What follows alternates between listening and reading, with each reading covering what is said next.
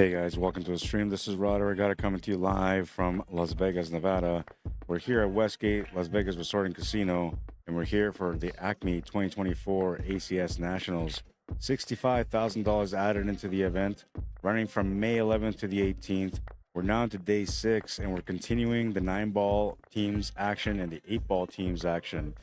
And right now, while we got a B-side second round matchup, we'll start the clock here on these guys, between AL 31 313 hashtag one. That's an interesting name. Against American Hustler. That was a little bit easier. And American Hustler winning a game right there on the left screen. I think they're already a couple of games in. I'm pretty sure they are. So we're gonna take a look at the score sheet as well. Second here.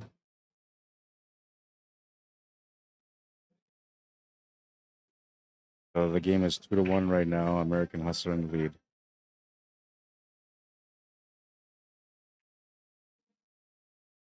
Score has been updated, and we're continuing this matchup from here. It's 5. Why is it showing 4-player teams? Oh, because it's 9-ball. Yeah, that's right. So it's 3-player teams.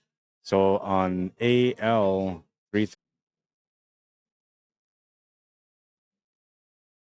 looks like we're already having a little bit of internet connection issues.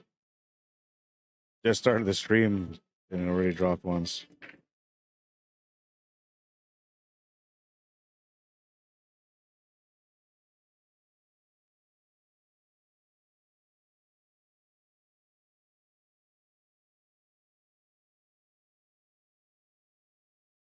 All right, so let's see who's going to be the team that makes me cover their match for 3.5 hours today.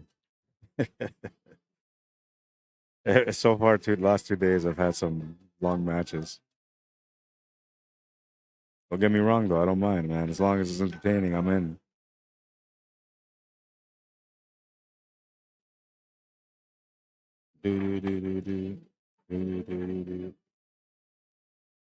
Share this to ACS.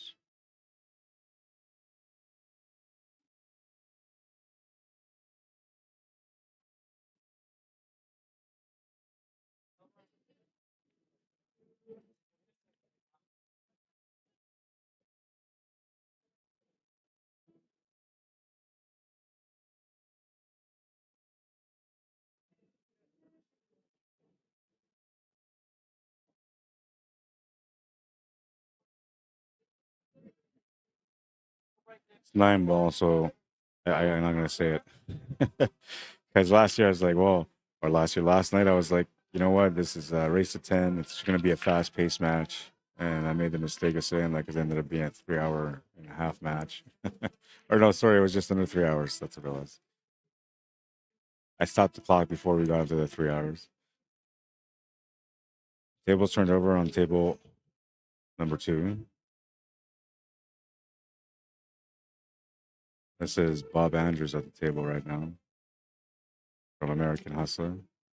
I have Jared Frieders on table number 1 from American Hustler.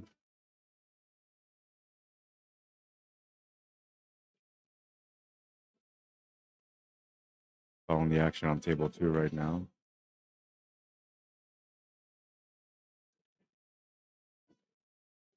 I'll make the 5-ball. I'm just going to scratch it off the 3. Or off the 7, I mean.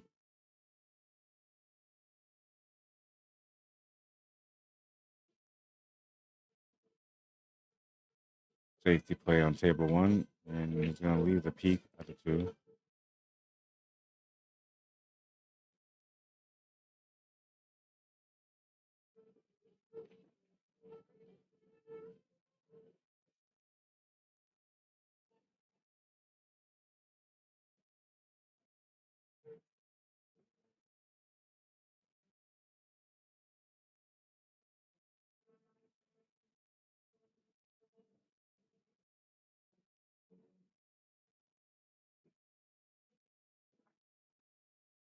Just a 9-ball remaining on table 2. And AL is going to tie it up. 2-2.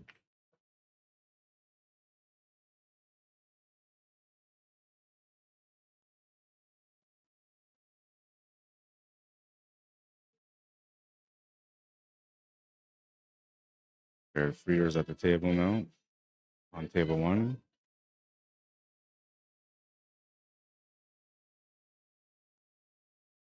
So the matchups here are Dwayne Townsend against Jared Freers. That's table one. On table two, we're starting the second round. It's going to be Raymond McDonald against Jameson Gall. And Jameson Gall is a young fella. I've never seen him play before, so I'm interested in this guy. I want to see how good he shoots. But we're following the action on table one right now.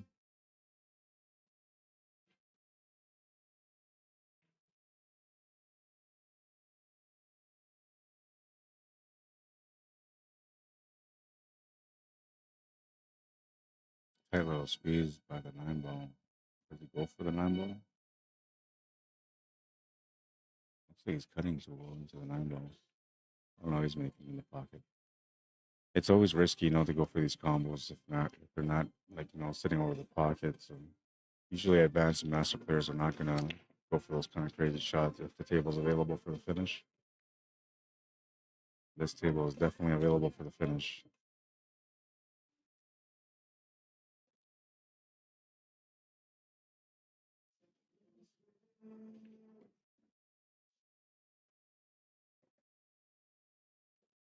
It's gonna be a nice little battle this one.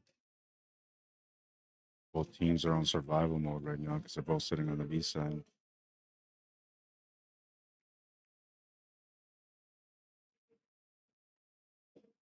Jarrett's going to make the 9, and American Hustler's going to take the lead again. 3-2.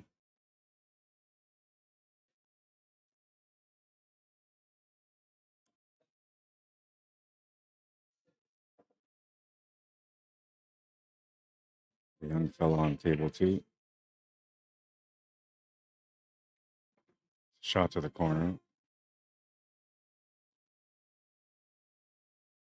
When you look at young kids playing pool, like you just can't take them for granted. They have so much confidence, man.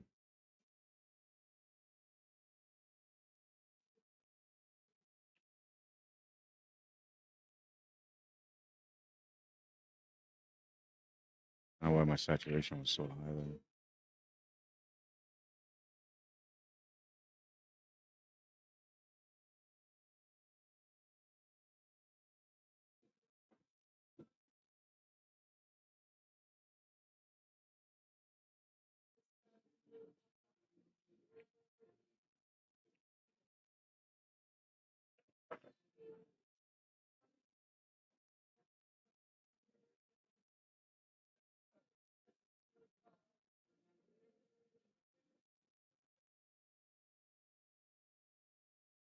Well, you got the 5 ball open. That's all you have to do.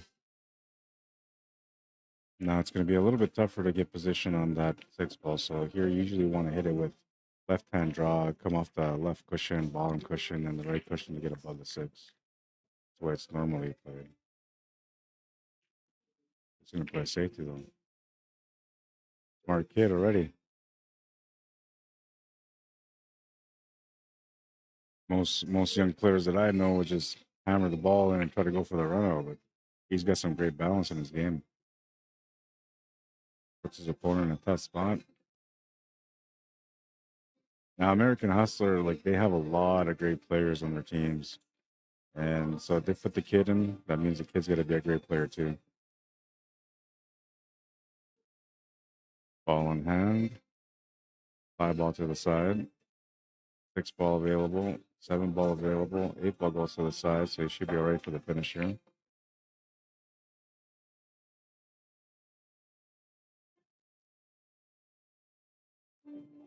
Table's turned over on table 1. Bit of a safety battle for the first opportunity to get going on the table.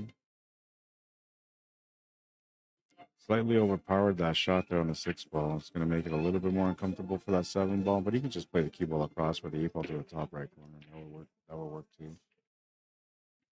Smart save. That's when I know the kid's smart. And he's balanced, man, because like I said, most kids his age don't do that kind of stuff.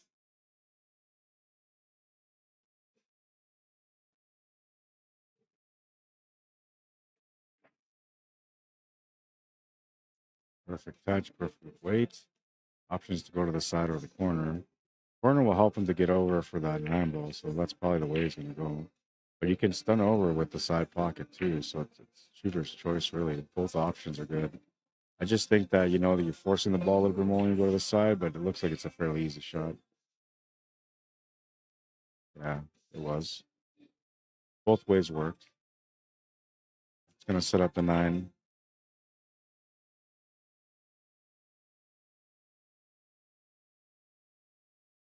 He makes the 9. It's 4-2. American Hustler taking a 2-game lead. Race to 14 on this one.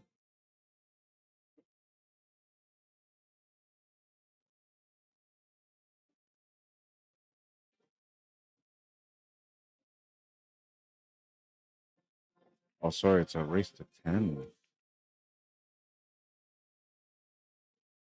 Yeah, it's a race to 10, it says on the D side. I gotta change that.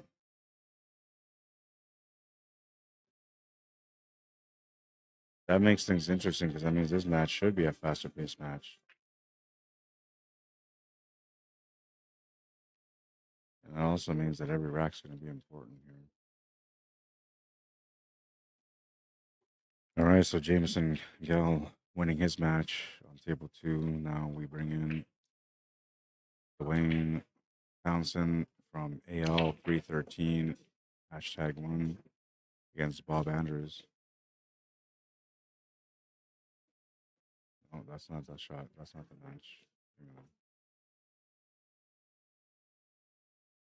had already played, so he shouldn't be playing right now, but he is playing right now. So if he's playing again, that means that we're in the next round, but we're not in that round. Maybe they skipped a rack. Could have been it. Oh no, because they played 2 racks. That's right. Yeah, they played 2 racks. Each player plays 2 racks. I forgot about that.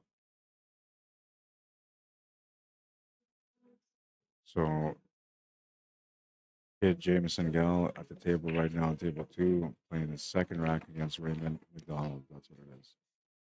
And Jared Frieders is now on the second rack against Dwayne Townsend. And just the April remaining for American Hustler to take a 3-game lead.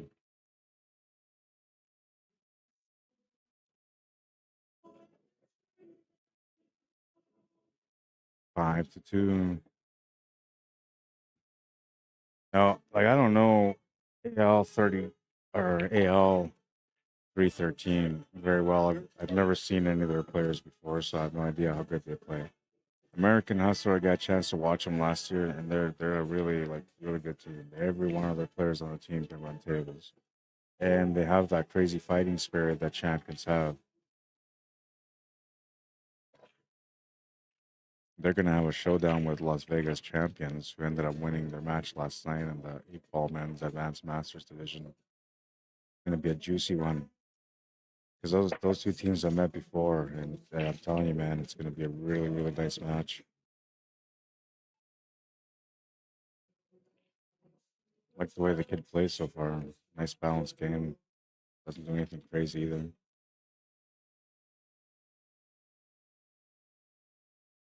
One of the hardest things for a young player to develop is the mentality to be patient and to be smart and not give in to the aggressiveness.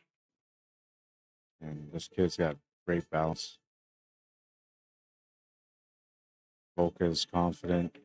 I don't think he's even missed a shot so far.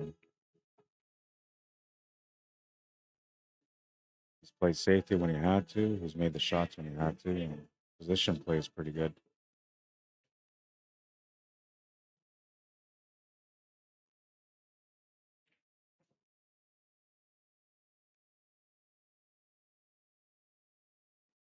American Hustler trying to make some quick work out of this match.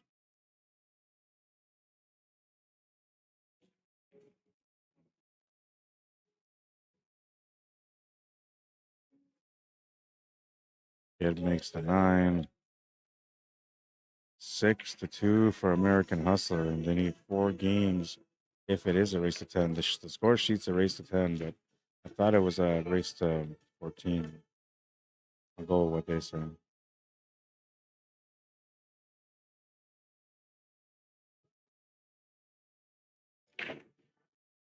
Smash and break on table one from Jared Frieders. He's going to make a ball. Going to have almost a shot on the one ball. Likely going to start off with a safety here.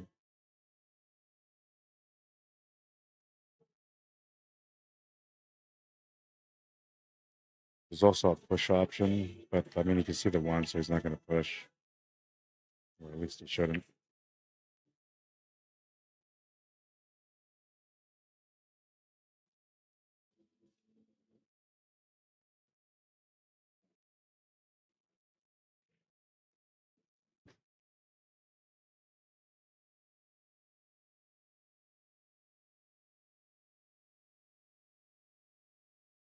Oh man, the perfect way to scratch the side pocket.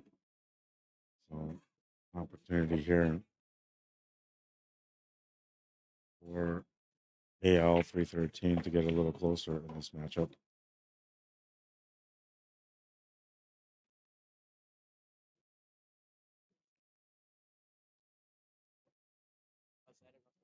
All right, so this is a matchup between Kelvin Gully, who's at the table right now, against Jared Frieders. Table one action. Table two action is a showdown between Dwayne Townsend and Bob Andrews, and Bob's at the table right now from American Hustler.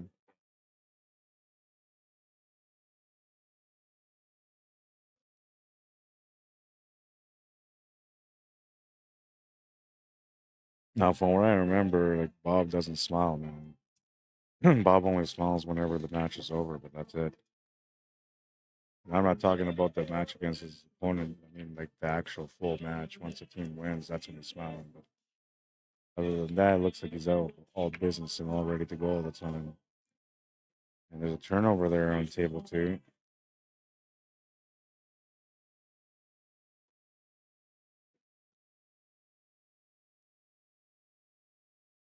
Following hand on the one. He's in an interesting spot, so he's got to play some really good position on that table.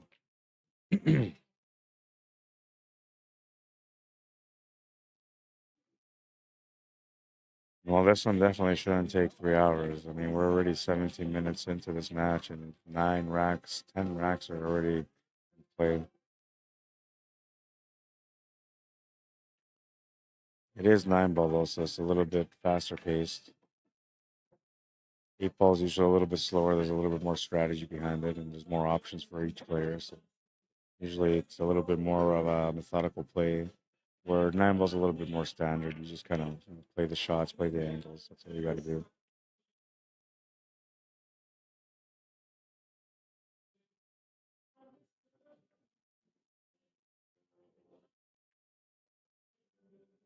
Everyone's going to get the win on that one.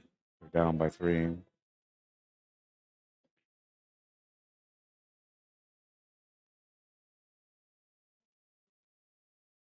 I'm trying to play a safety, but the cue ball's going to come out.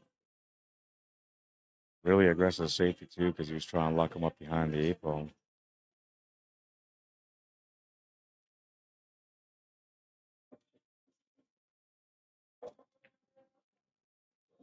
Oh, man. This shot on table 2. I don't even have the sign up yet. I'm going to put the sign up right now. These guys aren't feeling enough pressure.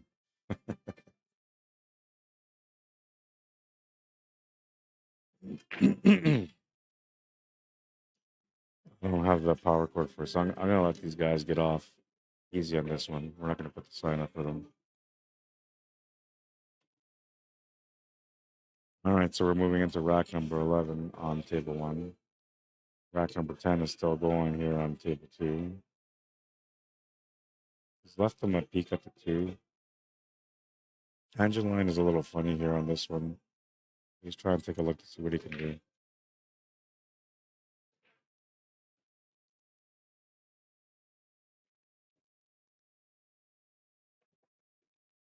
do. Oh, scratched in the corner.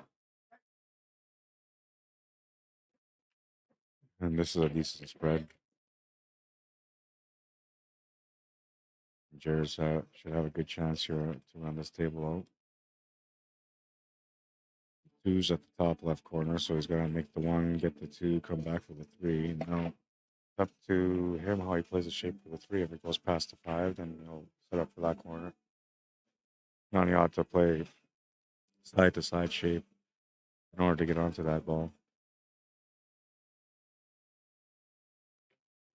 Oh, nice attempt on the kick shot. Sorry. And he's going to get a good leave.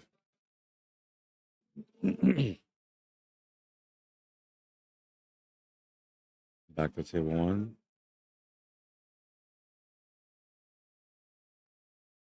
It's like Jared's finally come up with a plan.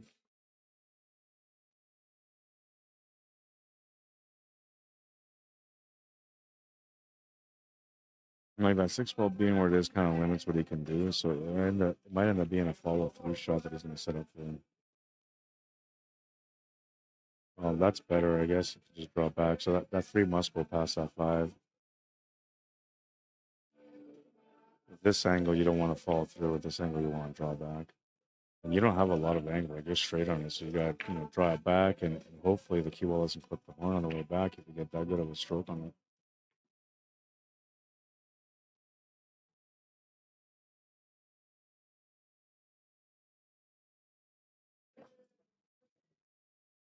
Gonna get a nice little setup here for the three ball. The five ball's the next ball he's got to shoot, so he's right in the same spot. As long as the three goes in, he'll be good on the five. And this is basically the work here. I'm pretty sure it goes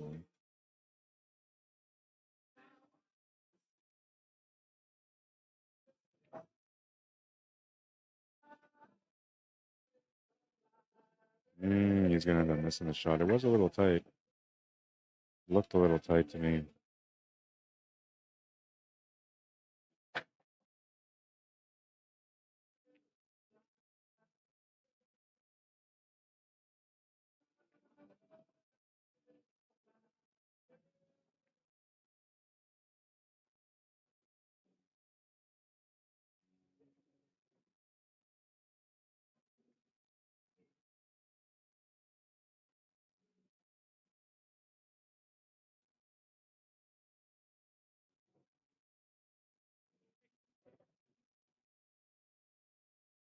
He shooting just the side of the nine ball here, so it should be all right. This is a lucky break here for AL 313 because that should have been a run out. And instead, they're going to get a chance back at the table. Calvin's going to get a chance to win both of his racks against Jared, which is going to make a difference in this matchup.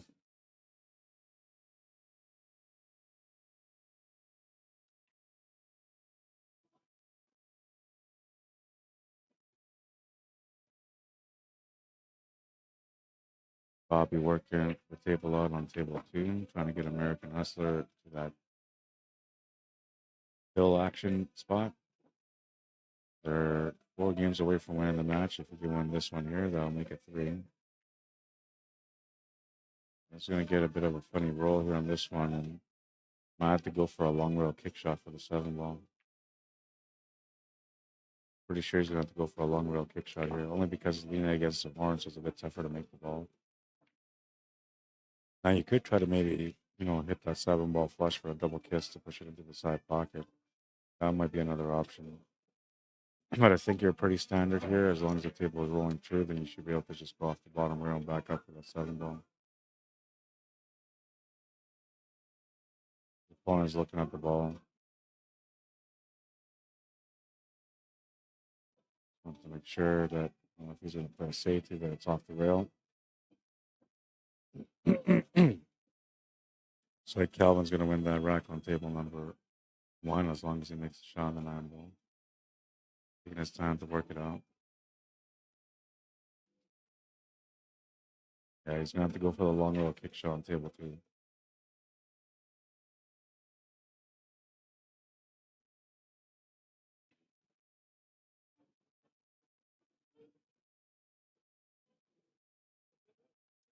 I played the safety. Interesting. Safety reply here using the 9 ball. I was going to go for the long rail kick shot. Oh, man. That was a little bit tougher. I think Bob had a better chance at that one. And I was surprised he didn't go for it, but looks like his plan worked out pretty good for him because he's going to get another chance on that table and he should be able to get out on that rack now. Calvin will win the second game against Jared, and that puts AL313 #1 2 points away from catching up. Looks like Bobby's going to try to deliver here on this table. Nice little punch draw off the rail. Perfect little setup here for the 9-ball. This is a routine 9-ball angle. Play it through, can try to play it off the 2 cushions for the white ball. Gonna play it off the 2 cushions. That's also a standard 9-ball shot. 7-4. They got their 3-game lead back, and they need 3 more to win.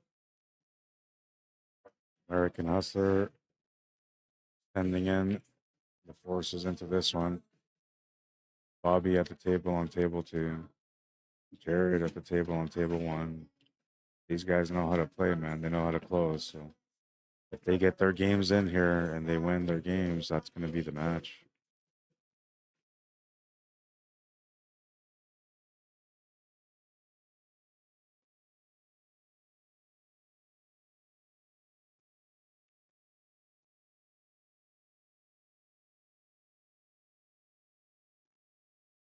"26 minutes into this match, and we're now into racks 12 and 13.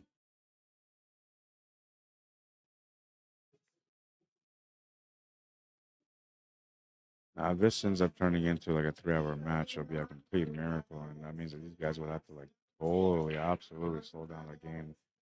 I just don't see it happening. This one will probably last about 40 minutes. If it goes to the hill, we're gonna go about maybe an hour. If it goes to the hill.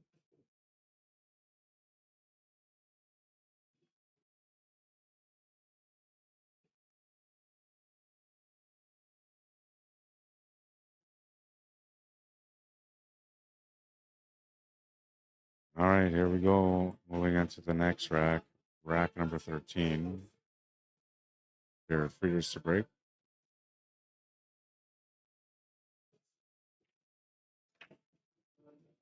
Good contact on the break. He's going to make the ball, and he's going to have an opportunity on the 1 ball. Bobby's still at the table on table 2. Going to make a great shot on that table. Great shot. Big shot freeze, takes away the 1. Nice execution.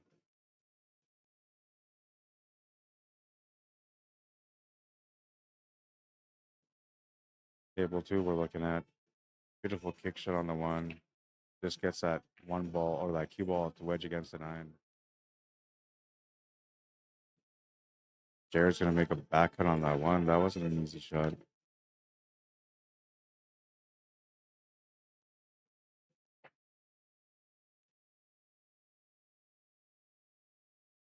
And Dwayne Townsend having a bit of a rough match right now. He's going to turn the table over to Bob Andrews with the ball in hand.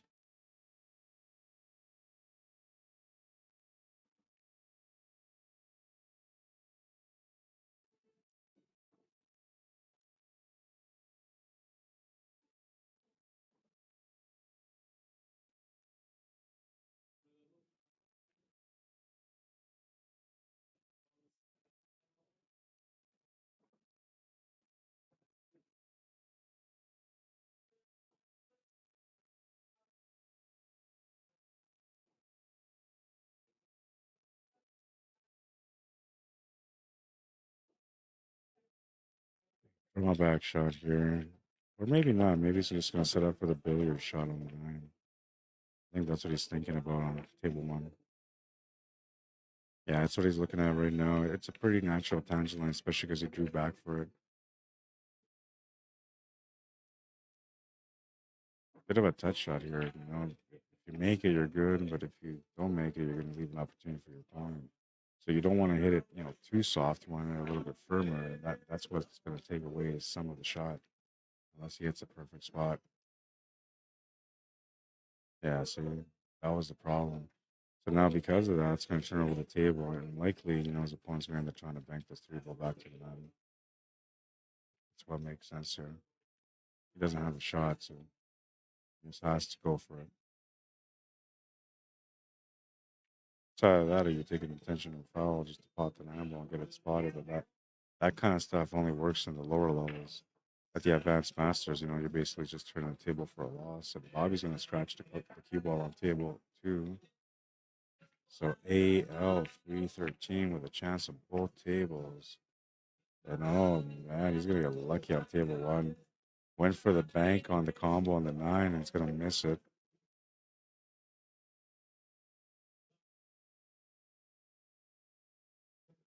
Now, I got a question for you guys, those of you that are tuning in or that have been tuned in for a little while. Do you prefer the split screen setup, or do you prefer the picture in picture setup when it comes to team events and you're watching a stream? Now, a lot of people, like, they say that they don't want to have picture in picture because it's hard to see the smaller table. But when you look at the big table, you get the crisp quality. You see the table better. The balls don't look, kind of funny. And then if you go split screen, like, it's hard to get used to at first, but then you get used to it, right? But the table never looks true. Like, like this table right now looks like it's a 3x6, but it's actually a 3.5x7. But on the screen, it kind of looks like a 3x6. A lucky bounce there on the seven ball is going to give him a chance on that shot to the corner. They're trying to make the nine ball here off the rail on table one. Oh, he made the three ball though, so he got a little lucky there. That nine ball is now moved out of the way, so it shouldn't be a threat for any other player except for if there's a situation like here, blocked himself on the five. Oh wait, he's on the four ball, so he's still okay. Never mind. But he is blocked on the five ball with the seven ball. Bobby at the table on table two, looking for a shot on the seven ball. Oh man, good matchup here.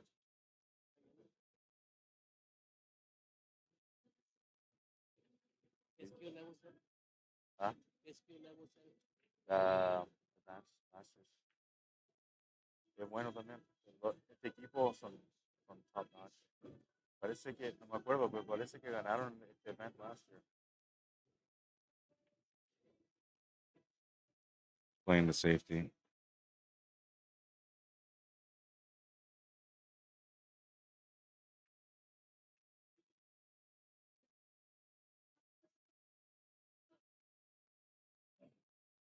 It's going to be a big shot if he makes the kick shot. Oh, he's going to scratch.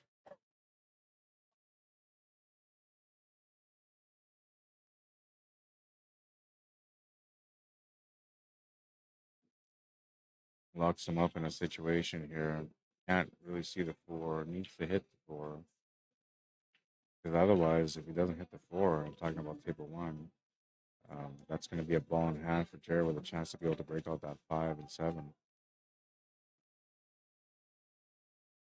And table two looks like you're going to get scoreboard going again for AL 313 hashtag one. Stop the cue ball. Ooh, dangerous, man. Dangerous. Down by two now. Important rack here on this table because Jared needs to get some pressure going against the opposition. Needs to get that five ball open. Needs to get the finish so that way they're within two of winning. That would give Jameson a chance to be able to maybe close out the match on his two racks. Now if these two racks are lost, we're gonna go. Oh wait, yeah. Let me go see the score sheet. So we're at 7-5, and I don't know why they got this set up as a race to 13. It says a race to 10.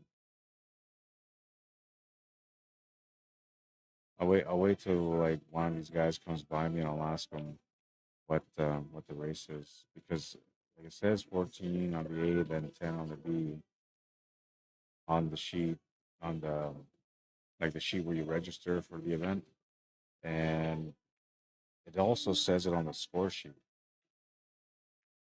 But the score sheet itself is not set up for 10 games. It's set up for a 25 or a race to 14. I mean,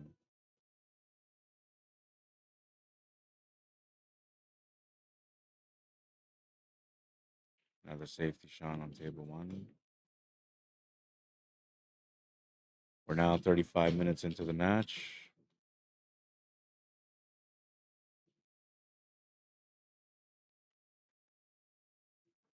Match and break. The 9-ball's going in on table two. Oh, it's not going to go in. It almost went in.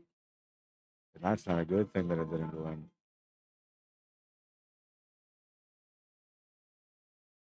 There's really not much here on the one. So you almost basically have to play safety here now because you're just trying to get a ball in hand or you're trying to get the first turn at the table. That 9-ball's going to go in pretty quick.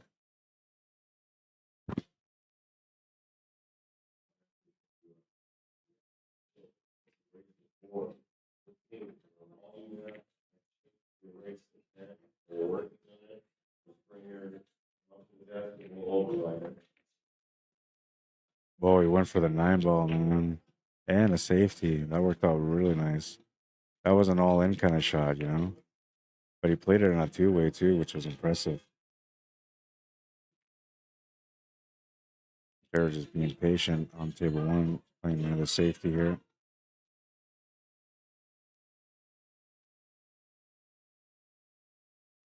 It's an important time in this matchup right now.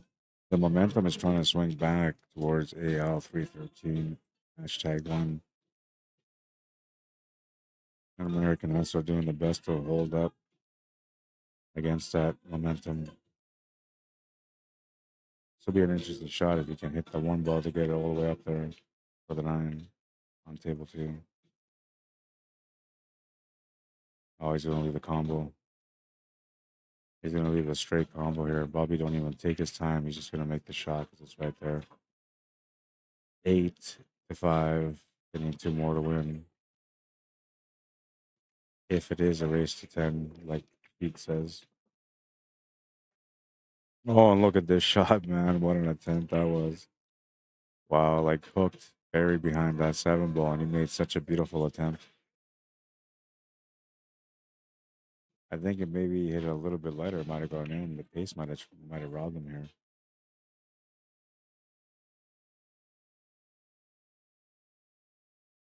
And so we continue the action here. Rack 14 on table two.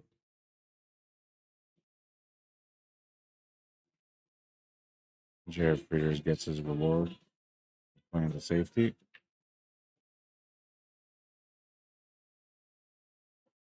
Interesting situation here. It's gonna have to go to the side, but the whole shape for that 7-ball, you might have to run to the 9-ball.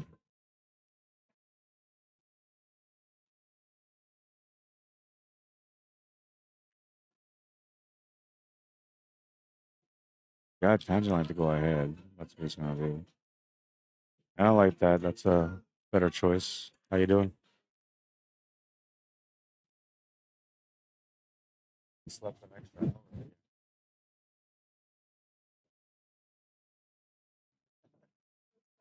So mellow right now. I slept fine. I'm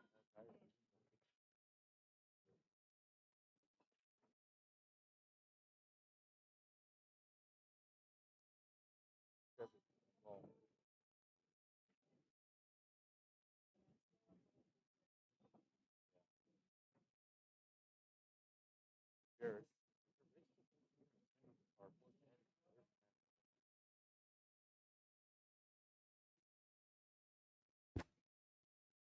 All right, so it is a race to 10, and rack on table two could be the last rack. At the moment, it looks like it's not going to be the last rack, but it very well could be. And then that cue ball doesn't really give him anything on that 1 ball. Now, I wonder if he can just try to kick this somehow, maybe just take their 9-ball for a ride. I don't know. You don't really have many options here, but if you make a mistake, you're going to turn the table over for a loss. So, yeah, better be smart instead of just going for a Hail Mary opportunity. That's going to work out pretty good.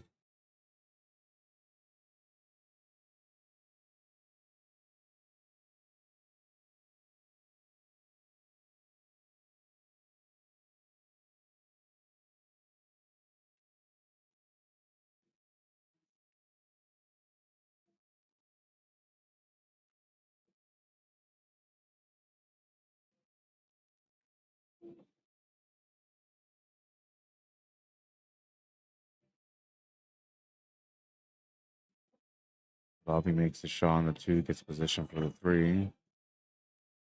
4 ball by the top right corner. 5 ball chilling by the side pocket, so you're going to have to make that to the bottom right corner. 6 ball sitting by that pocket in the bottom right corner, so the position here for the 5 is going to be important as well. Needs to get it to the rail. Shot is missed on table 1. That's going to bring Garrett Frieders to the table with a chance to be able to win the match for his team. Bobby's going to miss that ball. He was trying to play the shape for the 5 ball so he can get onto that 6 ball without hitting issues. And even though he's missed the shot, he's actually gone pretty lucky here on table 2 to not leave him a shot. He can clip the 4 ball, I believe. That's the best he can do.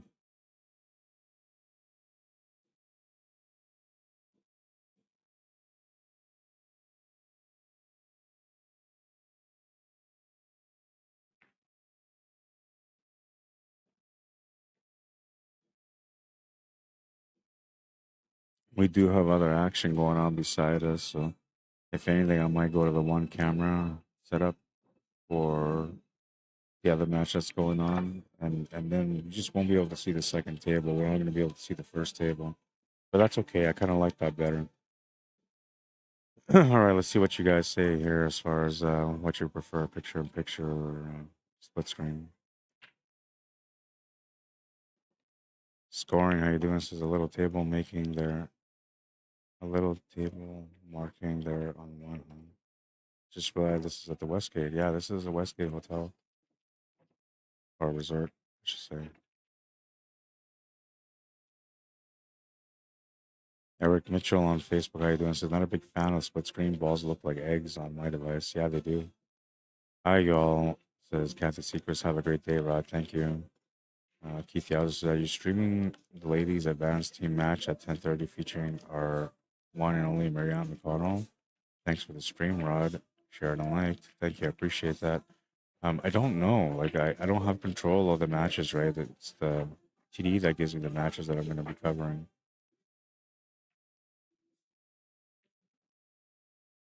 What's up, Evo Pagio? Says, shout out Boss Rod. All right, so they get a chance here on this table. I'm still into this battle right now. They're down by 3.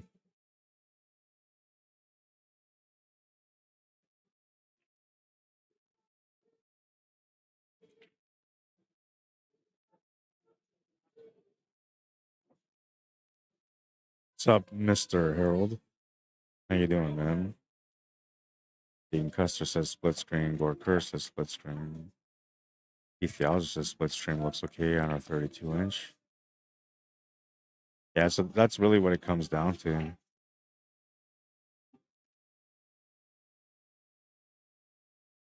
That's what it comes down to. I don't know. I do it because, the people like it, so that's the only reason I do it. I don't like the way this color is looking. I gotta change this again.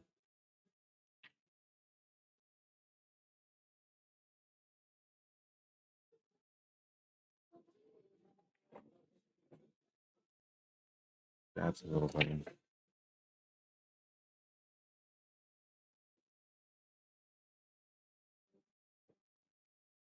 It just looked a little too dark on that table, so I wanted to match it up a little bit here.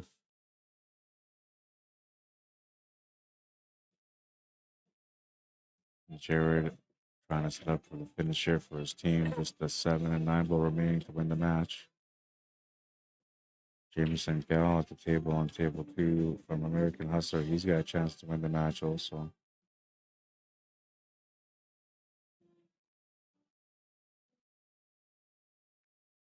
But Jared's gonna get set up here for the 9. It looks like this match is gonna be won by him.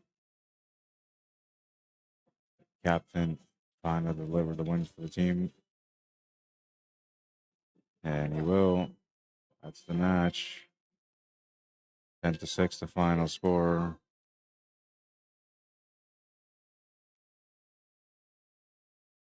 Oh, I don't have this one set up yet. Hang on. I gotta set this one up. Kid's gonna keep playing that rack because it's there and he's gonna scratch, so didn't really matter.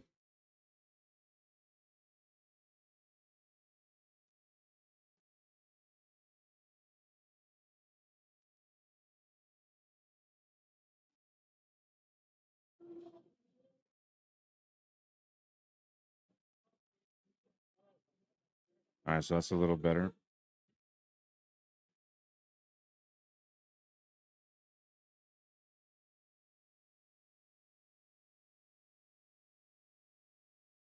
I'll find out what this match is, what the score is. I'll find out what the next match is, because if it's 10:30 match and it is the women's, then I'll just keep this going. If it's not till after and it's a different match, then I don't know. It'll be up to the TD what he wants me to do. All right.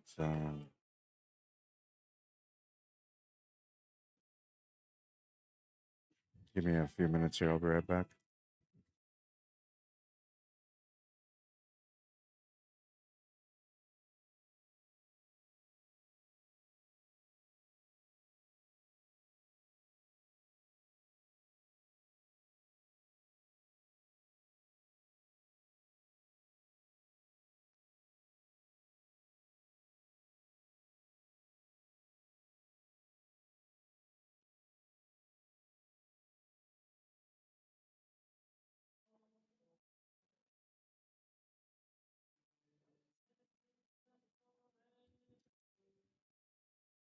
So this is another advanced matchup.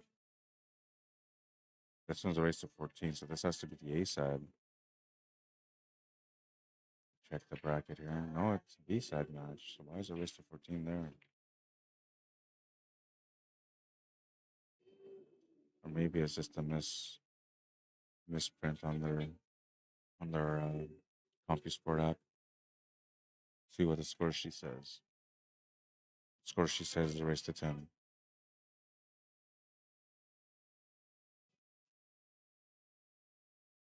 Put Corey's Moons on the left. They played last night. They lost to Las Vegas champions on the 8 ball. And it's just 9 ball, so I'm not sure who they lost to here yet, but I'll take a look at that after. So Texas Express is also Texas Express Elite, but I don't know if I can fit it all in there, so I'm just gonna go with Texas Express. But I'll try the first time to fit it in there. I don't think it's gonna fit. And if I was to fit it, it would just like shrink the name really small, and I don't want to do that. We'll try to fit it in there.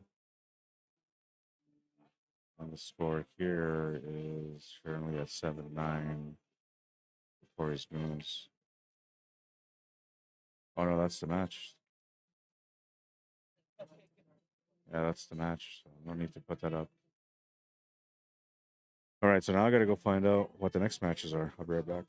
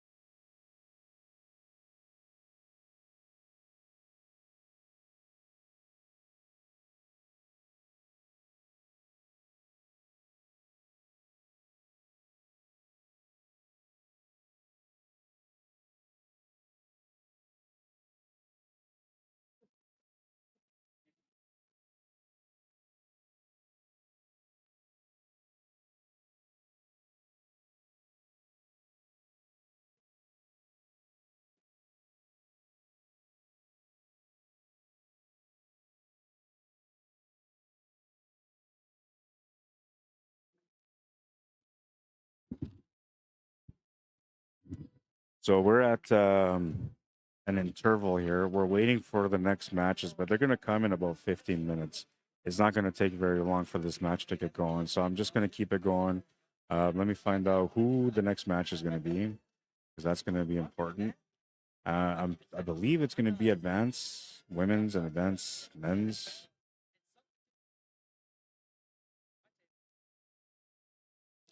I was just talking to somebody, and they're telling me thank you so much, because I like we're talking about mentality the other day when the matches were over and everybody was like heading to their room to go to sleep for the night.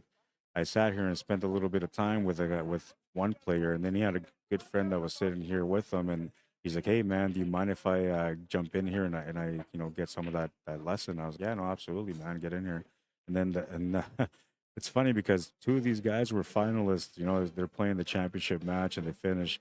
One of them won the championship, the other one finished runner up. So I'm working with the runner-up guy because I met him the night before, and we talked a little bit about stuff then. So whatever, like he says to me, you know what, I'll help you out a little bit more. We'll talk a little bit more about stuff. I said, let's go to that table. I'm gonna have to use your cue. So then the guy that won the tournament, he's like, well, can I come in there too? And I was like, yeah, no, we can come in there, man. So then I kind of did a little bit of a lesson, kind of showing him a little bit about how to control that cue ball better, how to be more accurate on the table by creating an equation instead of just looking at a shot and an angle. By creating an actual equation every time that you shoot, that will allow you to have more success, right? That's the way I was talking to them about. And then like I went and touched up about mentality with them and explained to them why mentality is the way it is, and how like it works, and how to be able to zero out, to be able to understand better about what's going on at the table when you're at it, right? And whatever. So the advice that I gave him obviously worked, because he's like, he says to me, I run a table like, maybe one every 50 racks. He's like, but I had 3 runouts in that match right after, because I had that mentality, that mindset. And honestly, it makes such a huge difference. It'll just clean up your game. And this is like, especially for like, say you're advanced, or sorry, not advanced, say you're standard or open or intermediate or novice. Um, this is so important because it's something that you're gonna have to learn. And when you learn this is what ends up making you a better player in the long run. What ends up changing you into an advanced level player. And yeah, it's we'll see. I'm gonna find out what these matches are. I'll show you guys. They got the graph right away. The graphic. Okay, so 13 and 14 is gonna be LV champions against all of them. It's gonna be a nice little matchup. LV champions are playing killer pool, man. And I'm assuming that's going to be an A side match, but we'll take a look for a winner side match, as Americans call it. So all of them. I'm setting up the scoreboard now while we're waiting. And playing against LV champions, Las Vegas champions. You know what I like about LV champions is that they were smart enough to know that the scoreboard needs, to be balanced when it comes to the name. So they didn't go and call themselves Las Vegas champions from Nevada, you know, whatever else after that, 10, 24 or 50 or what, they just went with LV champions. And then like, it's easier for me to say, well, this is Las Vegas champions. This is going to be a good match. What's up, Mike? How you doing, man? Not too bad. Good to see you. So it's on Facebook on American Q Sports and Brackets ACS Facebook page. It's also on Q Sports Live, 3 words, Q Sports Live Facebook page. And then when you find the post, if you click on the post, you scroll down and say the YouTube live stream can be found at, and then you have the YouTube link there too. Yeah, you're welcome, man. Good luck to you guys. Not that you guys need it, but good luck. All right, LV champions, all of them. I gotta see if this is a race to 13. Oh, it's a race to 10. This is a B-side match. All right, the scoreboard hasn't been updated. These guys are starting to warm up right now. Everybody getting to the table. I told you it wasn't going to be that long of a wait. So let's switch over here.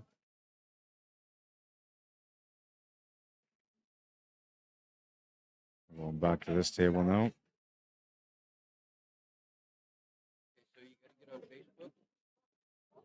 Yeah, it's streaming. It's already streaming. So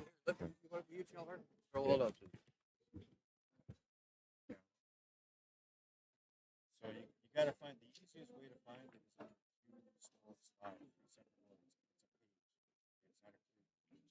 CUE, then sports, and live. And you should see the post right there. And if you got people that want to watch it on Facebook, if you click on that post and find it, you'll also find where it says YouTube live stream.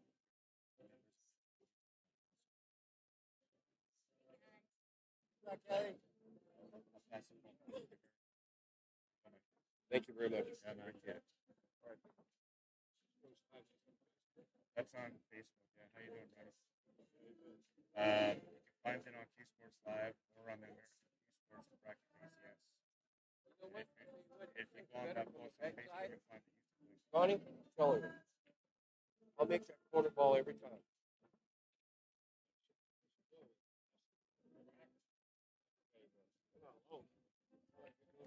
All right, so I kind of told you guys about this already. So, and these guys are like just gonna get started warming up. So I'm gonna show you guys this little graphic, and hopefully, like, you know, if you really if you really understand what's in front of you right now, hopefully you'll use this to be able to help your game out. Because that's all I'm looking for, is for you to be able to get your game up and you know, play your best. So this is called the champion's mentality, or champion mentality. All right. There's the reason why I went with circles is because we walk around the table, okay? And even though the table's square and we don't really walk in a square, or we don't really walk in a circle, we walk in a square. To me, the way I think about it is, when you're out there and you're playing your best, you're walking around the table. You know how the lion, like, you know, like, goes around and goes after its prey and walks in circles around it. That's basically the way that we are, right? When we're at the table, we're like developing that killer mentality. And part of developing a great mentality, a champion mentality, is to understand the process of how the brain and the body works when we're at the table, right? So the big circle is where, like, you want to think about everything that's going on outside of the shot. So if you're thinking about pattern play, if you're thinking about shot adjustments, maybe you're thinking about other things, like, you know, we're gonna go get some lunch later. You know, that food last night was really good, man. You know, like, I barely slept. Whatever it is you're thinking about, you know, those extra thoughts, that all belongs in the big circle. Same thing with pressure mentality. So, you know, if you're gonna go shoot the ball and you're sitting there and you're, like, you know, feeling nervous because you never beat this person before, or you're about to get onto the 8 ball to win $10,000, whatever the case is, you know, that's pressure mentality, right? That also belongs in the big circle. Anxiousness, you know, when you're shooting and you make a great shot, a really really great shot that you thought it was like a small percentage for you to make it, but you know you were gonna make it, and then you make it, and the crowd around you is like, yeah, you know, they're all crazy, and you get all anxious about it because, like, you go straight to the next shot thinking, like, I'm all pumped, I'm ready to go, baby, and then you miss the shot, right? So anxiousness is something that we develop when we make shots that we don't really expect to go in, and then we don't settle down, right? It's like, yeah, that was a great shot for sure, man, and this easy 8 ball, I'm gonna win. You know, like, it's just a bad way of finishing your table. Almost every time that you make a beautiful shot, you're gonna end up missing the next one because you're not reset. All right. Nervousness, you know, when you're playing, you haven't really been warmed up, you know, and your opponent, like, seems like he's just killing the table. You know, every time you give him a chance at the table, they're just running you out, and then suddenly you're feeling nervous on the shot because you're not sure. Like, if you miss the shot, man, what do I do? Right? Like, this guy's gonna run me out. So, like, all this stuff all belongs in the big circle. Same thing with crowd distraction. So if you're about to shoot the ball, you know, and somebody walks by and you happen to look, you're like, oh, that's a nice shirt, you know, you're distracted. You know, the referee walks by you because somebody called the referee across from you or right next to you. The referee walks by you and you see the referee going by, you know, you've already been distracted. The player on the right side table from you is going to come up and shoot, and they stick their butt in your way. And you're like, well, you know, they're not really in my way, so you're just going to shoot it anyway, and you're going to miss it, right?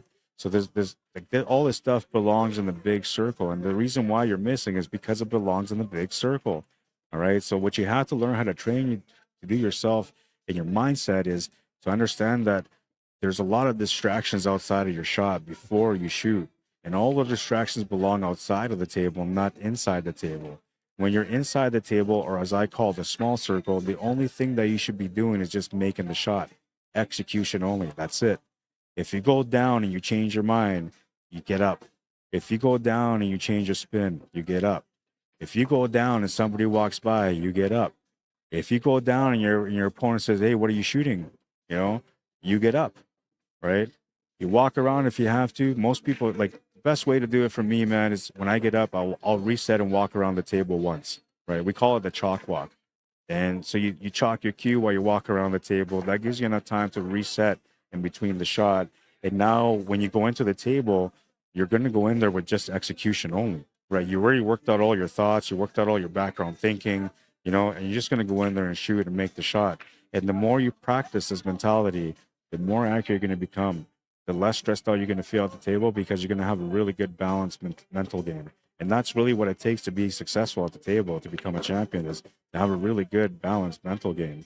And so hopefully this graphic will kind of help you guys understand a little bit more about what's going on with you, you know. And the graphic here, see how I put like big circle, the guy standing up, right? Because the guy's standing up and he's like thinking about everything. Everything belongs in that big circle when you're thinking, or when everything else is going on. And in the small picture, you see the guy like he's just shooting, right? He's not thinking about anything. He's there to win. And I hope you're there to win too. Find your way. Big circle, small circle. Best advice I can give you guys. And I promise you, it's going to change your game in ways that you never thought it was possible. When you clean up your game mentally, everything else is just accuracy. These guys are still warming up, so let's go over here and we'll bring some stuff up. Acme, the sponsors of this event, doing a great job as well with their booth. If you guys are looking for anything, they got lots of great deals for you. Lots of different variety when it comes to equipment, shirts, you know, accessories like chalk and chalk holders, whatever design, whatever color. You know, you want something sparkly, you want something not sparkly. They got everything there for you. Go check them out if you're here and support them. Brutal Game Gear, they're the ones that provided the shirts for this event, and they're beautiful shirts. They're beautiful shirts. I'm hoping that I can get one. I asked for one from the organizer. I say, you know what, if I do a really good job and you guys enjoy this, you know, and everyone's happy with the work that I've done, all I want is that. I just want one of those shirts to commemorate the fact that I was here this year. And if I don't end up getting a shirt from them, that means I didn't do a good job, and I'm just gonna go and buy one, right? ACS, speaking of them doing a great job, are celebrating the 20th anniversary, and I'm telling you right now, this is a great event. I was here last year and I had a really good time with the event. This year, I'm having an even better time. It's just so much great competition. Getting to see some of the people that I got to see last year was awesome. And getting to see some of the people that I never met, getting to know them, has been awesome. It's just a really good event, and everybody out here is happy. You know, they're in competitive mindset. The teams are going crazy. This is going to be a really nice finish for this event over the next couple of days. I kind of wish that I would have gone 2 weeks, you know, because I'm really enjoying it.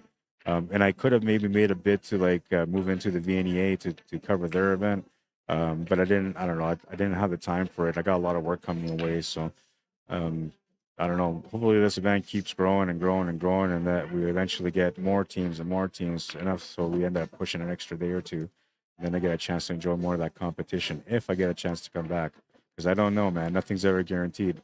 I've gone to places and done a good job, and sometimes I don't get the call back, right? They want to give other people chances. So I won't be offended if they don't call me back. I know that I put out some good product, and I think everybody enjoyed the stream quality so far. The commentary has been all right.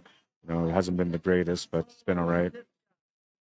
Yeah, I just hope you guys enjoyed it. If you guys have enjoyed it, you can always, you know, like the stream, share the stream, subscribe to the YouTube channel. Those are all the little things you can do to be able to support me and my work. And when you like the streams, so what's going to happen here is if you like the streams on YouTube, that helps me grow my audience. It helps me reach other people that normally wouldn't watch my streams because they don't even know they exist.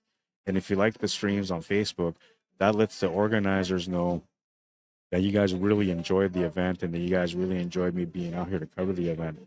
And those little things like that might be the difference on whether or not I get another opportunity to come out here and cover the event, you know, because the more likes they see, the more they think people enjoyed the stream.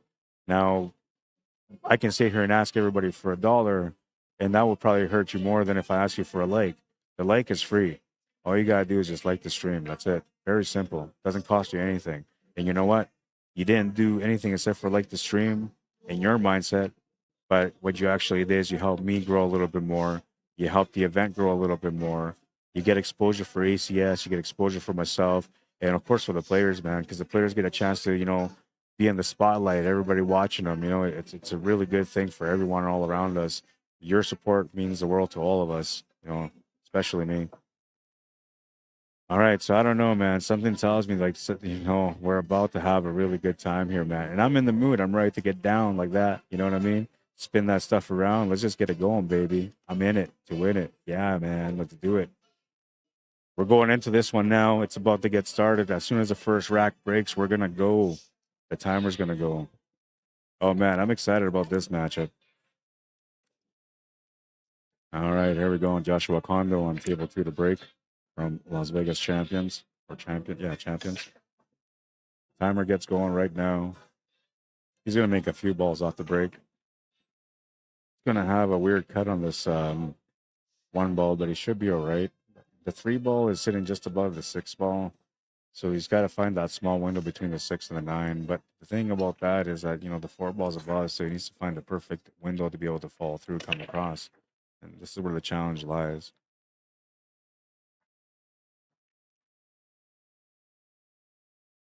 Looking for that perfect window. He's gonna find it. This guy's got a nice little style to him, man. He's not a super fast player, but faster than the average player. And his IQ is really strong. Position play is really good too. See here, he's already getting to work. Not even a minute in, he's almost halfway down with this rack.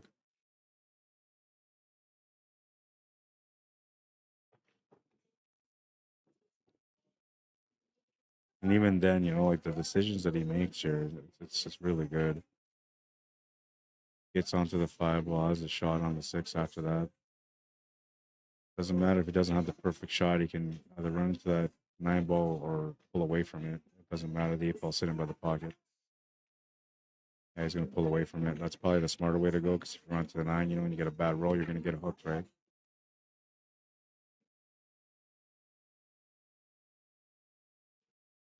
He's going to get Las Vegas champions going right off the hop. 1-0, a minute and a half. Why can't everybody play like Josh? And we have a women's match too, but I don't see them, so I'm not sure. I guess they're waiting for opponents. I'm not sure what's going on.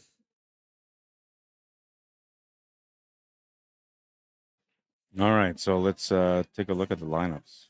Yeah, man. First, let's give you guys a little bit of something here. So, Las Vegas champions representing Bangin' Balls Dual Sanction Wednesday League from Nevada.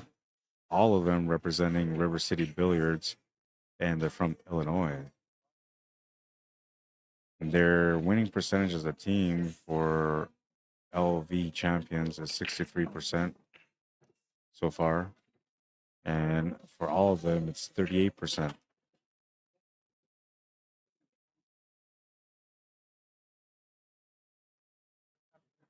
And what we have here in the lineup, it's a 3-man team, right? So all of them, they have, is it Judex Jam Gochian, Dustin Wilgus, Bufford Husser, I'm not sure how you spell or pronounce the last name, Mike Majeran on Las Vegas champions, Joshua Kondo, who we see on table 2, and Ronnie Wiseman. Right now we got showdown between Mike from Las Vegas champions against Judex from all of them. That's our table 1 matchup. Our table 2 matchup is between Joshua and Dustin. And Dustin's at the table right now, trying to tie things up for his team. Got a chance to watch Dustin play the other day. Very good player as well. Another thing too, when it comes to liking the stream and sharing the stream, is you're getting free lessons, man. Like me teaching about mentality, you probably watch like maybe 50 streams in your life from different streamers. and you're probably not going to get that much knowledge when it comes to mentality. But for me, I'm sharing it all. Oh no, scratch to the side pocket on table two, and he's just going to give him the game because he knows like he's going to get set up for the win there. So Joshua coming out strong for his team with a 2-game lead. There's a race to 10, so this is fast-paced action, man. And this is kind of cool, you know, because like this team here on the right, like the one that we're watching right now, they're playing fast-paced, and the other teams they haven't started yet. So there's a good chance that we're just gonna end up going back to back to back with these streams, and to me, I like that, especially when we're getting into those crucial parts of the bracket. You know, the winner's side finals, the loser's side finals, championship match.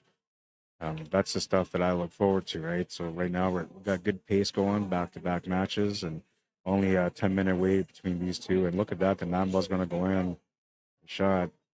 Not sure if that's what he meant, but it went in. He's pumped up about it, man. He's pumped up. Like, come at me, bro. That kind of pumped up, you know? Let's take a look.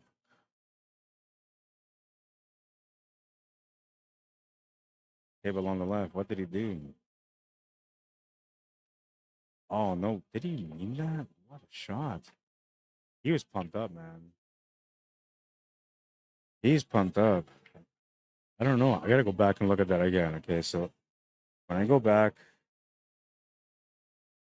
to see this, he didn't have much except for a back cut. Wow, what a shot, man. What a shot. He obviously meant that because there was no shot on the floor. You could only back cut the floor at the best. Now, I don't know. I guess I have to go to my YouTube to check out to see if he had lined it up or if he looked at it in a certain way.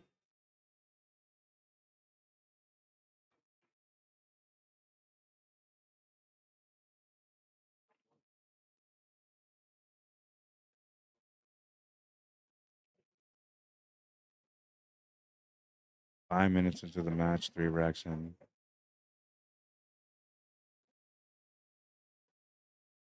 Ronnie Wiseman at the table on the right side, former pro.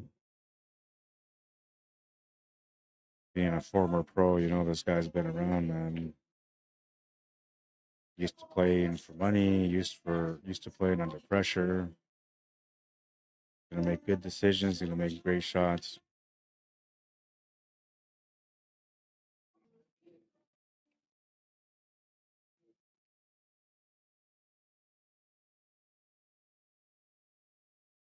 Oh, Mike didn't quite get what he was looking for because he's gonna be shooting over the ball.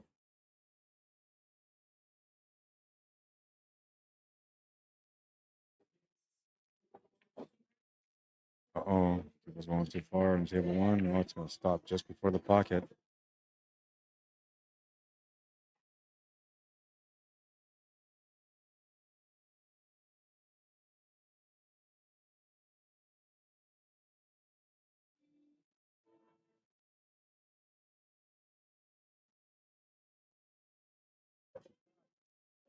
All right, and I trying to interact with everyone here today. So Hustler 210, what's happening, man? Says, what's up? Hope all is well. Are there any teams from Texas representing? Yeah, oh yeah, there's a lot of teams from Texas, a lot of teams from California, Arizona, from South Dakota, North Dakota. That like they're from all over the country, and we have a bunch of Canadians here too. Now, like if this event was done, say like in I don't know, November, December, or January, you would have like massive amounts of Canadians out here because it's damn cold in Canada at that time of year. And you know, if it's beautiful and hot here in Vegas, you're gonna draw all the crowd over here. That's just the way it is. But at this time of year in the summer, you know, like the weather is kind of decent out in Canada right now too. So it's all about finances then and whether or not the teams come out and support. But I've seen a lot of Canadian teams out here. You see the growth is definitely happening. Okay, I gotta reset my score sheet here. All right, so we got 2-1 score, 3-1. So they're showing 2-1. Because Mike didn't mark his game and it's 3-1.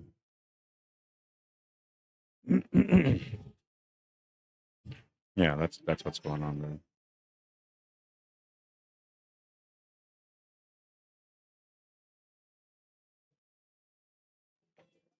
Let's see. Jeff G, what's happening, man? Says you have labeled this as tables 1 and 2, and it's actually tables 13 and 14. Yes, so that label 1 and 2 is not about what the actual table number is. The 1 and 2 is so you guys know when I'm talking about tables, right? I can say the table on the left, the table on the right. But instead I'm saying table 1, table 2. So when I'm saying table 1, you'll know, okay, it's a table on the left. When I say table 2, you know it's a table on the right. That's what that is. Yeah, and this is a Masters matchup, yeah. 5 and 6, no, the 5 and 6 are way down at the other end, so I won't be able to get that table on there, Jeff. I'm sorry, man. 30 people watching, only 5 likes. Hit the thumbs up. People, it takes 2 seconds. I know, and I'm giving like some really good advice. I mean, I can sit there and charge people for money for lessons, and I'm giving them away for free. That definitely deserves a like. The Vegas team is extremely strong. Surprised to see them on the loss side. Yeah, I'm surprised too. Let's take a look at that. Speaking of which, let's see who they lost to, and let's see how far that team went since they won. So Las Vegas champions. Where are we?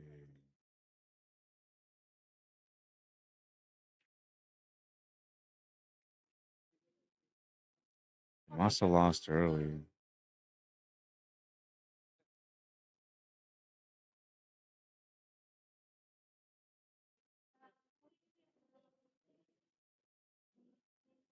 Okay, so they came 10:46.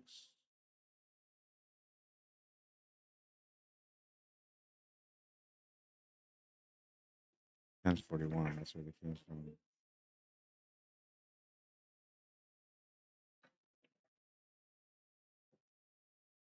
Oh, so I'm not sure. It said 2-2 on the LV champions on the so they played their first match and they lost against leftovers.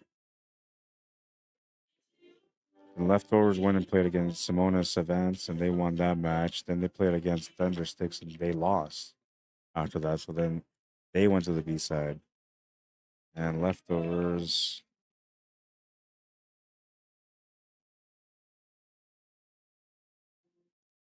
Where's leftovers? I think they got eliminated after that.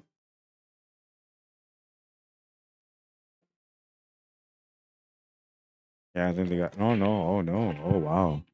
All right, so there's a possibility of a revenge match here because leftovers are sitting in a spot where they're waiting for an opponent, the winner of Yay team or one ball short, and then if they win that match, they would need Las Vegas champions to win this match, and then win their match against American Hustler, too, and then there would be a revenge match between leftovers and Las Vegas champions. Now I'll tell you something that if Las Vegas champions wins this match and they play against American Hustler, that's going to be the craziest match that we've seen. I guarantee it. It's going to be the craziest match we've seen. It's going to be like just intense, really intense. All right, so we got a score of 4-1 right now for Las Vegas champions, and we're gonna update that scoreboard for you guys here on the board.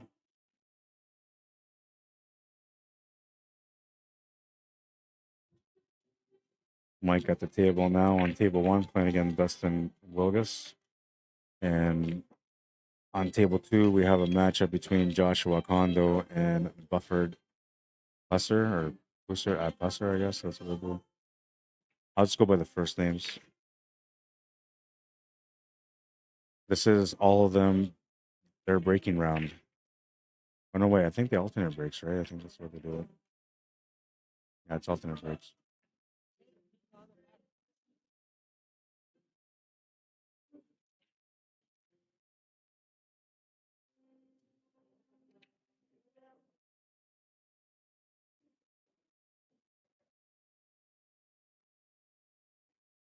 That shot from Mike earlier could very possibly be the highlight of the day. Look at this. He made a back cut from the 4 into the 9. He didn't have a shot on the 9.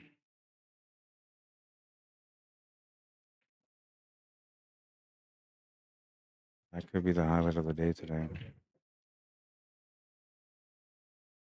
Dustin's gonna win that game. It's 4-2.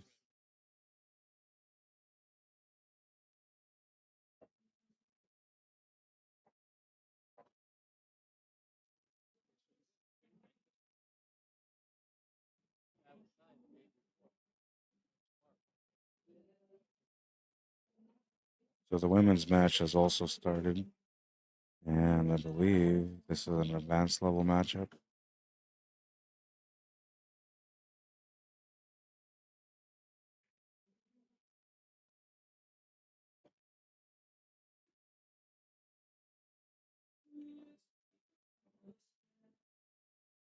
PDs are doing a great job on making sure that I get some good action on the tables. And they're also doing a good job of making sure that I have some consistency, meaning less waiting time in between matches.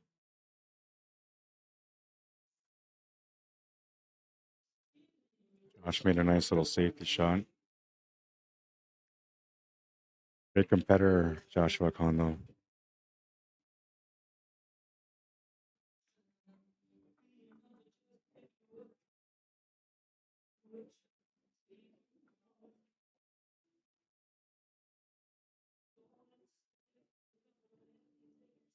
I think I'm going to train for a year and come back here next year and play.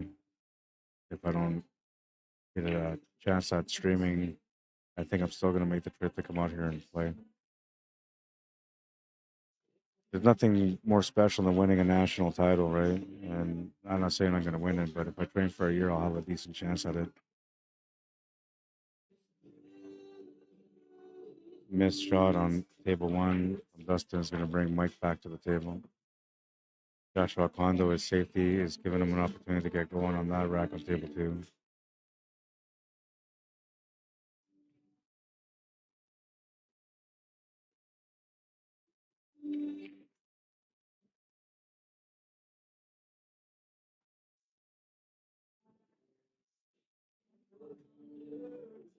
Noella says, thank you so much, Rod. Awesome advice. You're very welcome.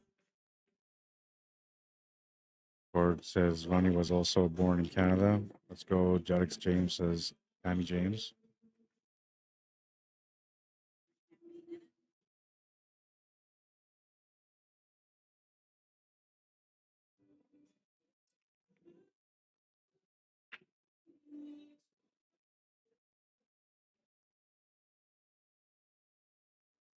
I'm going to attach the match onto their CompuSport.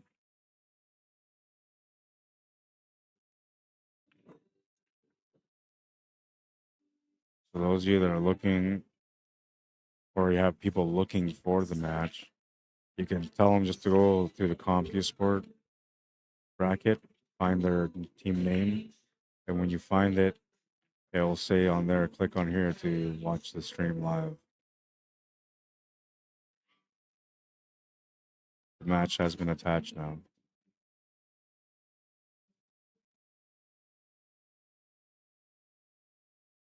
Mike's going to get that win right there. It was an important one. Didn't feel good about giving up the last one.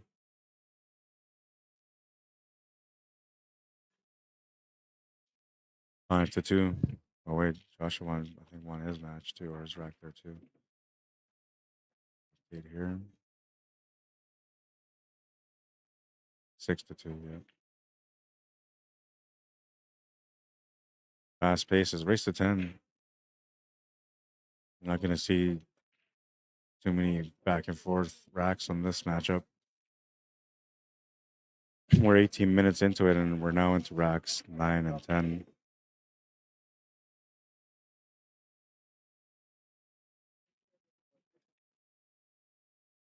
Usher with a beautiful break on table two. Like not like I don't know if you guys seen that, but there's not a lot of power behind that break, man, and the like the way he spread them out, it almost looks like he did. Take a look at this break again on the right side.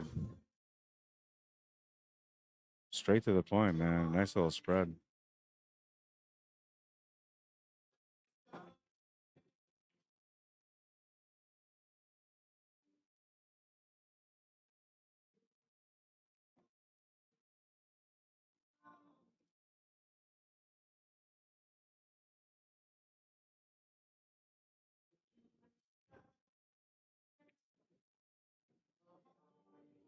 Working this rack so quick, man. This is the pace that he always plays. When he's playing like this, he's the most dangerous player on the table.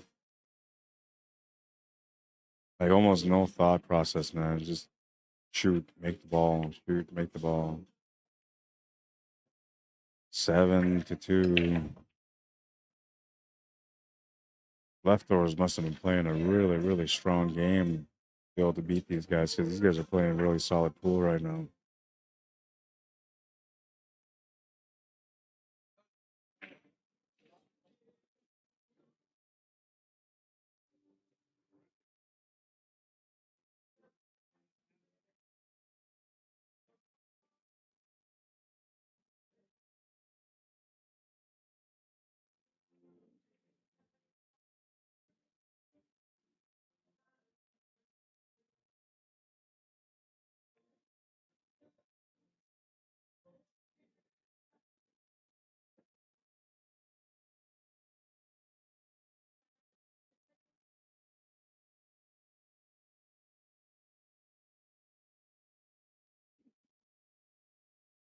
Ronnie Wiseman on table one and against Judex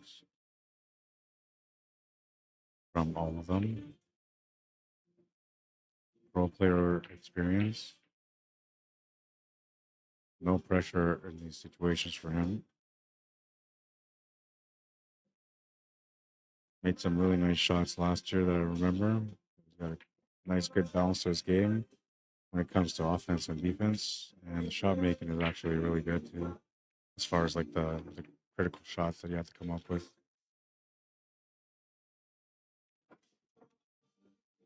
You see here, he's just running the table just like Joshua Kondo was. No thought process, just all automatic. Wins that game 8-2. Las Vegas champions, 2 games away from winning the match. And both Ronnie and Mike from Las Vegas champions are playing right now. Ronnie on the left, Mike on the right.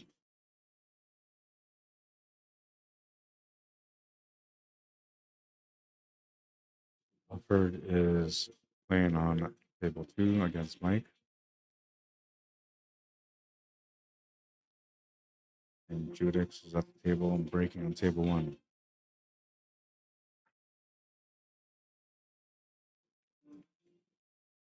Safety play on table 2, and it's going to be a really good safety.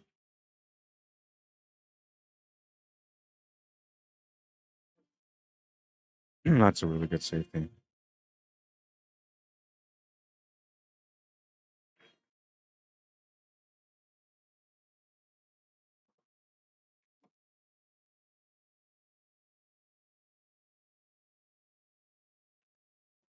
Rack number 12 is going to have Judex breaking. He's going to make a couple of balls off the break. Once again, not a lot of effort. Going to put a lot of power in it. Seeing some really good results from those medium breaks, medium power breaks.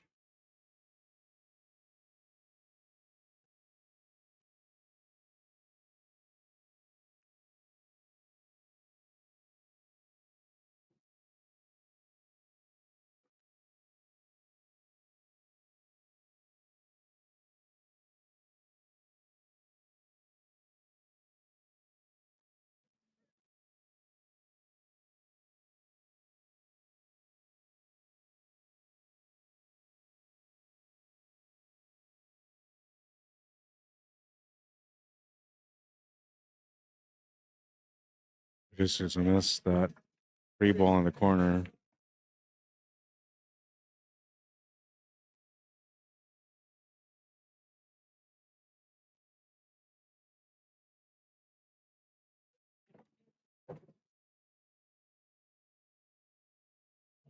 Ronnie almost thought he scratched there. He was a little worried. Buffer looking to get his team on the board. Oh, what happened? Man, I lost the timer. Okay, well, we'll just stop the timer. This match wasn't going to last more than an hour, I don't think, anyway.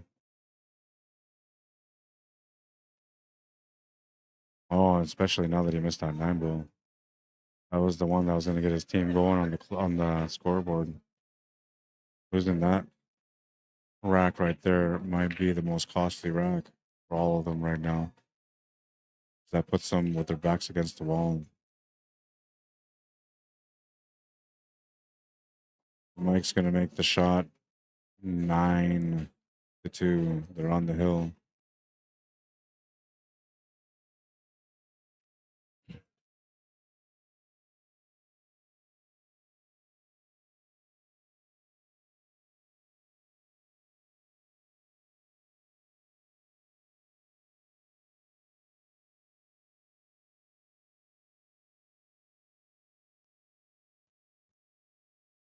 Well, he's tied up the balls, so bit of a opportunity here, but not a lot of opportunity.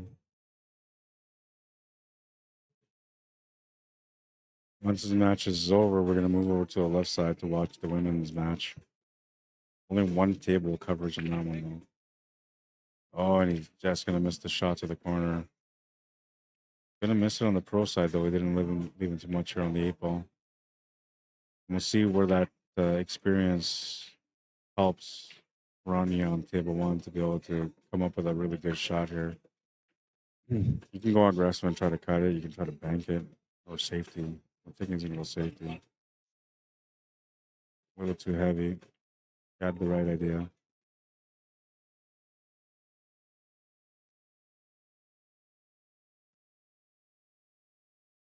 Felix is going for the bank and he's just gonna miss it. The ball's gonna fold up from the right side of the 9 and it might provide a block. The 9 ball. He might have a cut actually. If he's got the cut, he can go that way or a bank if he can see enough of the 8 ball. Oh man. It looked like it was a natural shot. He didn't even take too long to actually work it out. Somehow it goes off the 2 horns and comes back up.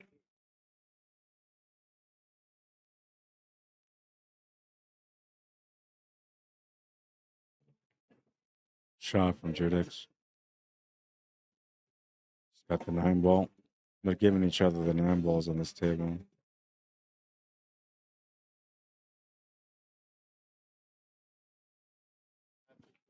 9-3.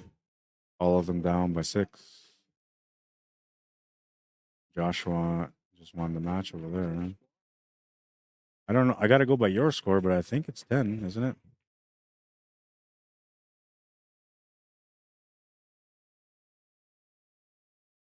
No, it's 9. 9-4. Okay, so I had the wrong score. Sorry, guys. I thought that rack earlier was a loss, but it wasn't. It was just because they're giving each other the 9 ball, you know. But this is the actual score now, so it's 9-4. The match is not over.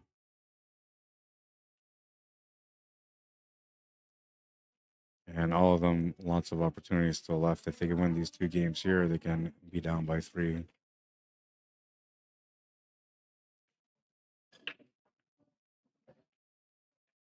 And Joshua's had some pretty good breaks, but he's going to lose the white ball, and that's gonna cost him a rack. Part of his success has been, you know, having a really good break. Mike's going to end up turning the table over with a ball in hand, so all of them with a little bit of a momentum swing here.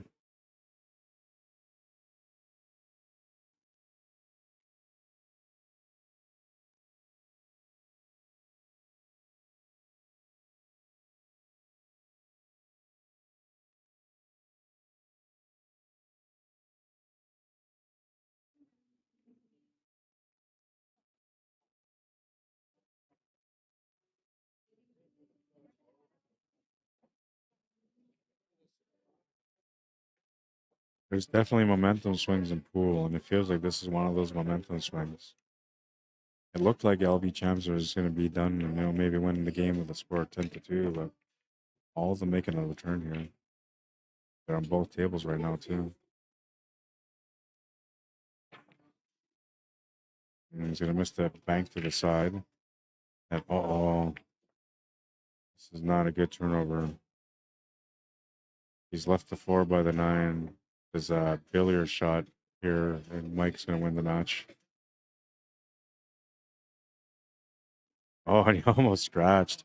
So close. That's going to be the match. They're shaking hands. It's over. 10-4, the final score. I thought the momentum was there, but I guess not.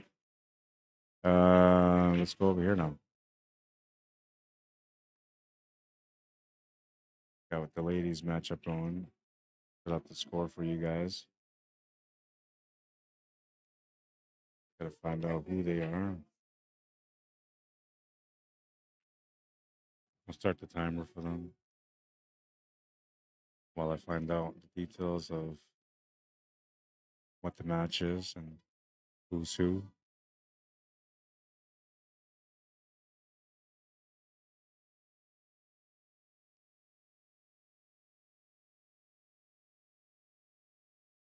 Looking for tables 11 and 12.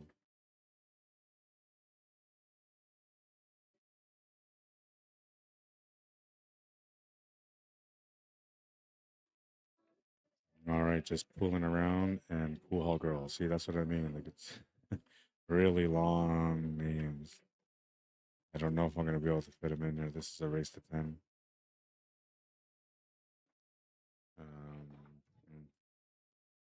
I have to try it. It's not gonna look very good. What I might have to do is just erase the races here.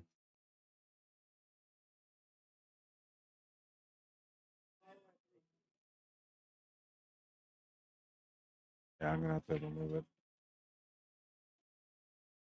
Those of you that want to be on the TV table, always keep in mind that a long name is not good for the stream.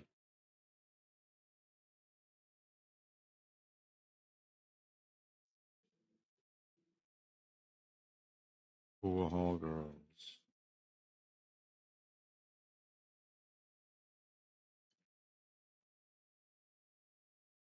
Yeah, so if I don't put the races in there, then it'll be easier. It's a race to 10 though, okay?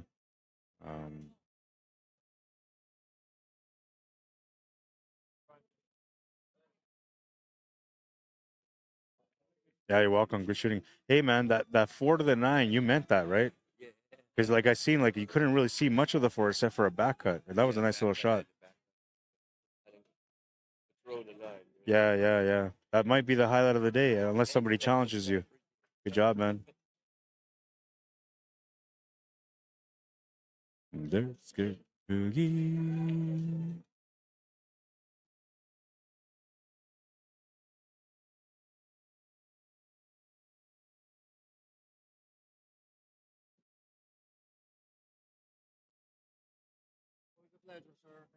Pleasure's mine. Nice shooting, man. Like, do you even think when you play? I don't think so, man. That's what it looks like all the time, like Pac-Man, man. Race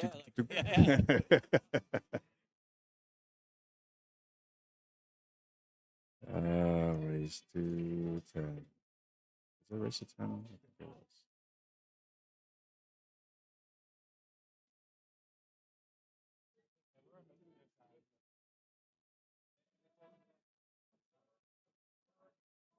Always having to learn and adjust when things are going a little interesting as far as like titles and names and all that stuff.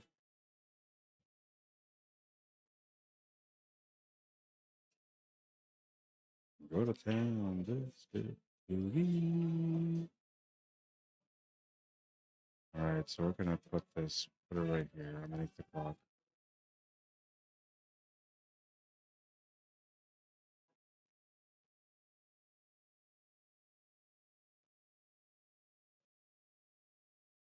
Turn around, go to town, this good. All right, so it's race to 10. And I have to find out what the score is on this one. I'll do right now. Go to town, that's good. Boogie. Do I still have that link set up here? Yeah. All right, so the video for this one's been attached to the CompuSport bracket as well. We're at a score of 5-1, with just pulling around in the lead.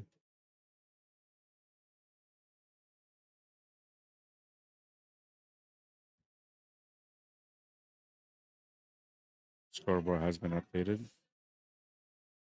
Let's take a look at the story tale of this matchup. But just pulling around, representing games RR Biz from Iowa. Pool Hall Girls representing Pocket Pool from West Virginia. As a team, they got pooling around 46% win rate with 26 games on the record. And Pool Hall Girls have a 36% win rate with 22 games. So this should be like one of those matches that'll end up like 10-8, something like that. It'll be close to the hill, but not quite. And on just pulling around, we have Tammy Klutman, Crystal Drake, Kelly Spangenberg. And on Pool Hall Girls, we have Brooklyn Lovejoy, Crystal Chapman, and Alex Marshall. And the matchup we got going on right now, I got to figure out. Oops, hold on, I need to figure out who's what where.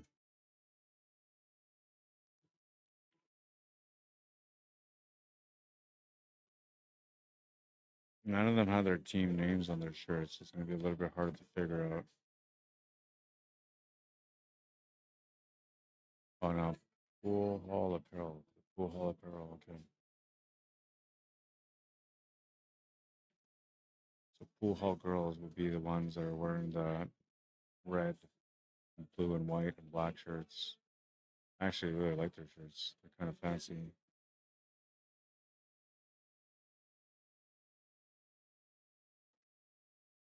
I have to wait till one of these racks finishes and they update the score to figure out who's who and where we're at in the matchup. 8-ball made to the corner and 9-ball chilling by the side.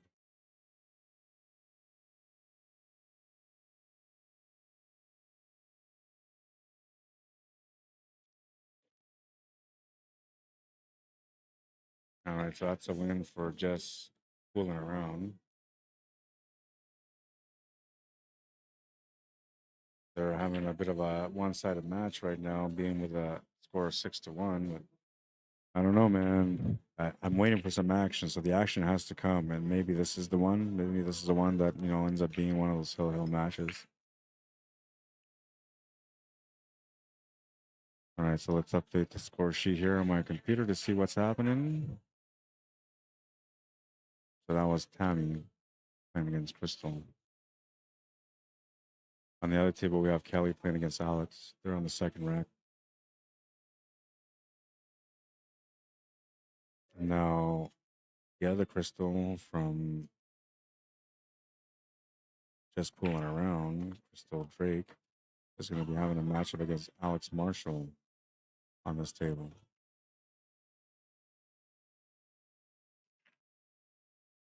What are they waiting for? Oh, Alex Marshall is playing the match right now. That's what they're waiting on. Okay. Send this over real quick.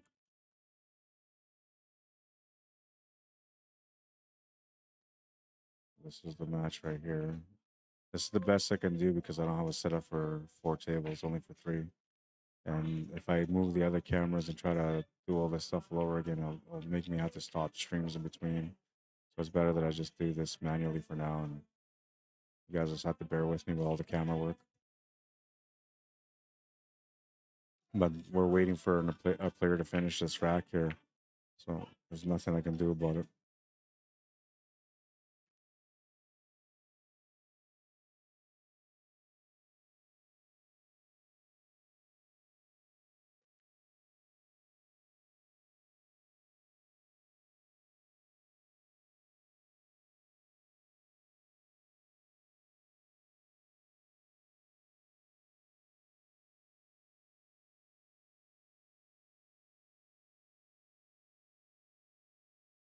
All right, so this is Kelly Spangenberg from Just Pulling Around. No, yeah, Just Pulling Around. Their team's got a nice comfortable lead. They're at 6-1. Her winning this game will put them at 7-1 with only 3 games required to win the match. Best case scenario for sure.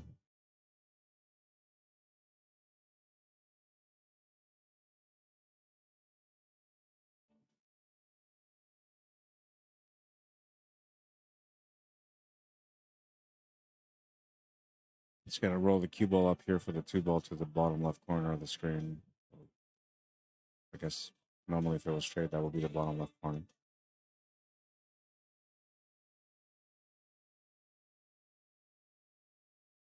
Not sure if she's got a decent line or not, but she does, and it's gonna be tougher to get onto that 3 ball. I never mind. I'm gonna turn on my sign. I haven't turned it on yet. Give me a second.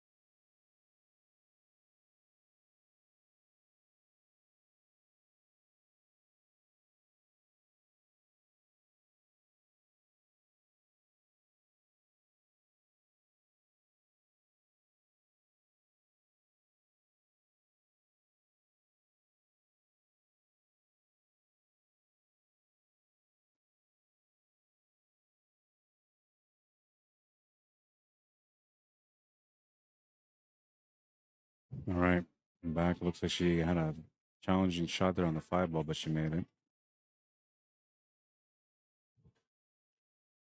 There's 3 balls remaining to make it a 7-1 game.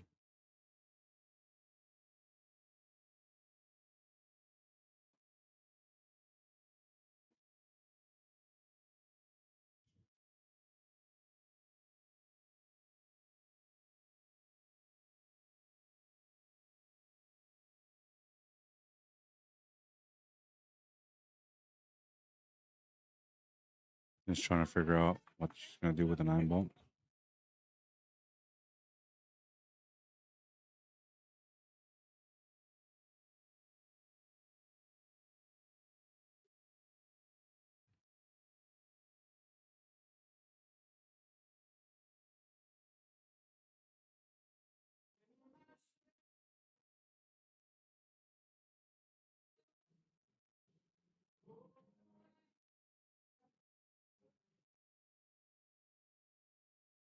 Nice, good shot.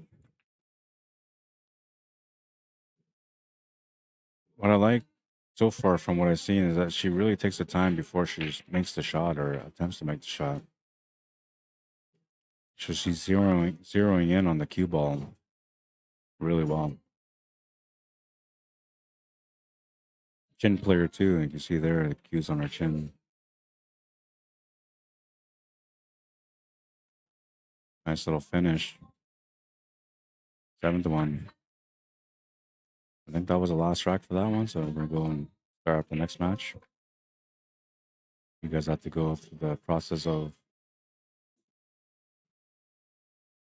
the camera work. Oh, no. Is that another one? No, no, yeah. We're good. Bring this back.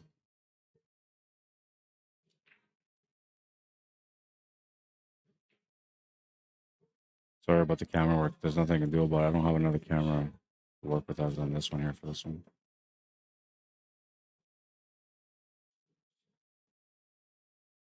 All right. And it's 7-1. We resume on this table now.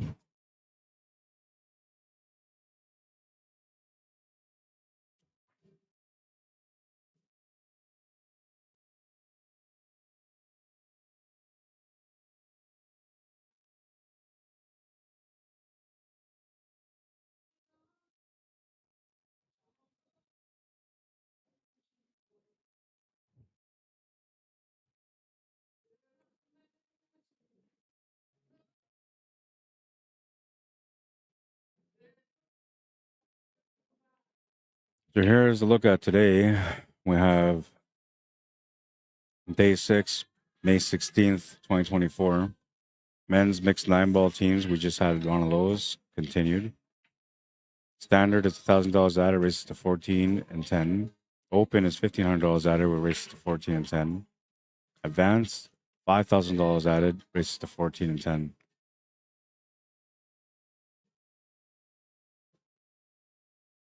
Mixed men's mixed 8-ball is continuing as well a little bit later in this afternoon. 5-player teams.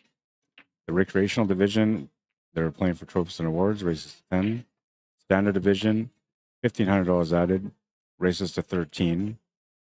Open division, $2,000 added, races to 13. And the advanced division was $10,000 added, but races to 13. And the ladies are playing throughout the day, as you can see here on the stream. Women's 9-ball teams continuing. That's what we have here at the table at the moment. Open division is $1,500 added, with races to 10. The advanced division, which is what we're watching, is $5,000 added, with races to 14 and 10. This being a race to 10 means that's a B-side match. And we also have the women's 8-ball teams. That's going to be happening this afternoon. 4-player teams for that one. Standard, $1,500 added, races to 10. Open, $2,000 added, races to 10. Advanced, $10,000 added, races to 13.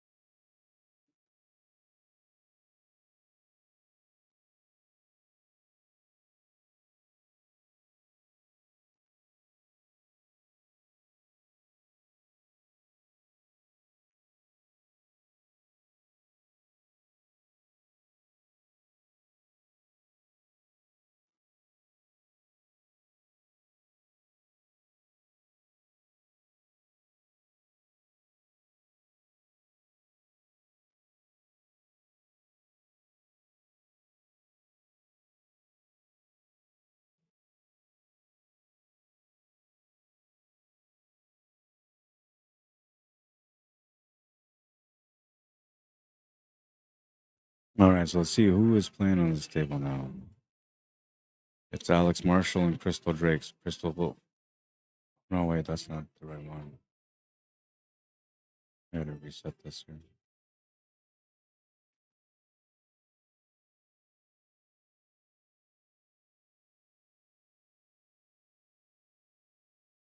Okay, so it looks like Crystal and Alex are playing on the left side.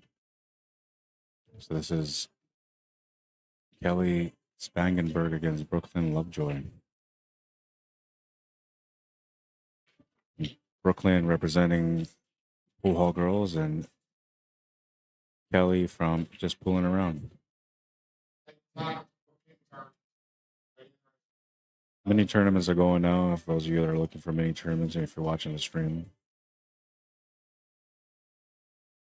Cody Ward, how you doing? So I'm just watching because why not? All my small town buddies are there and doing good.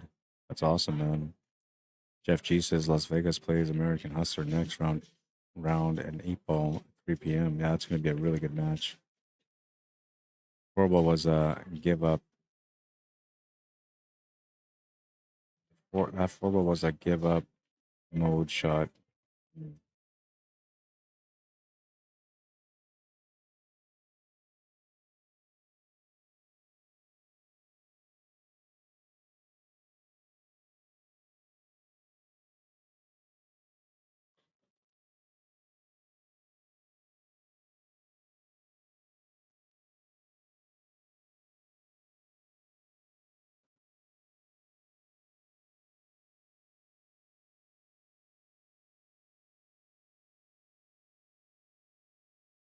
Signal drop.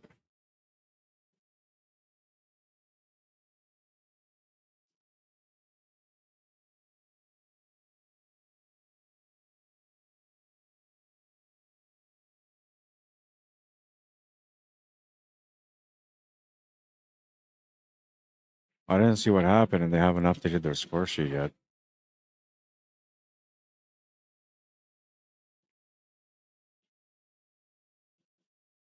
All right, 7-2.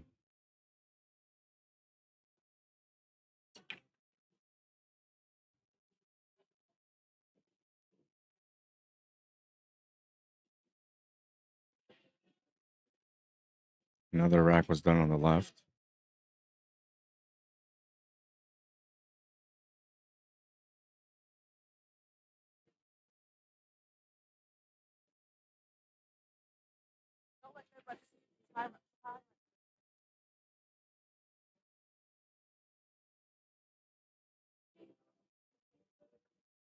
Eight to 2. So just pulling around 2 wins away from winning this match. Oh, why did I reset that? I did that again. Sorry, guys. I reset the clock. It wasn't intentional. I accidentally hit the button to reset it.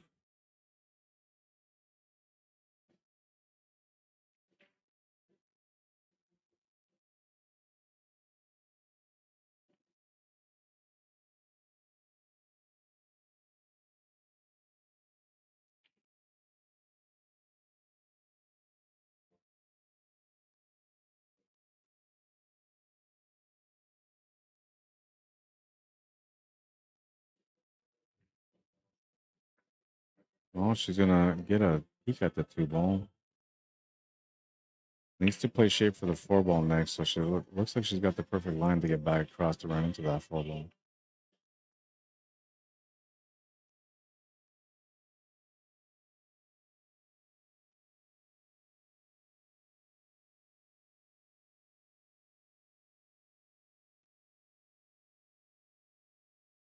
Playing a safety.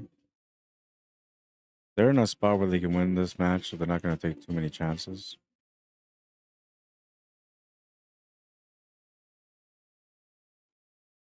Even though they are down right now.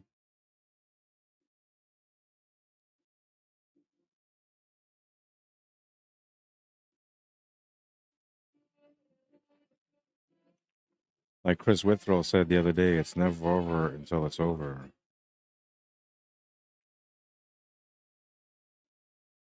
And I'm thinking maybe there was a lot of momentum swing at the beginning of this match, which made the score what it was when we tuned in. And if that was the case, that means that the momentum should swing back the other way. Scratch on the left side table. It's going to give just pulling around a chance to get on the hill.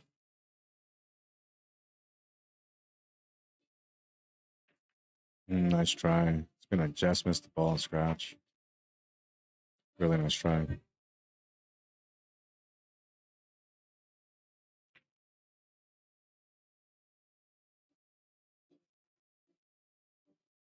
Tammy James had said that Judix will be 82 years old in June.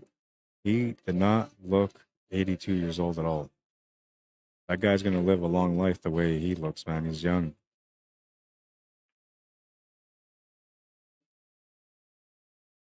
If I'm fortunate to get to 82, man, I hope I look young like him.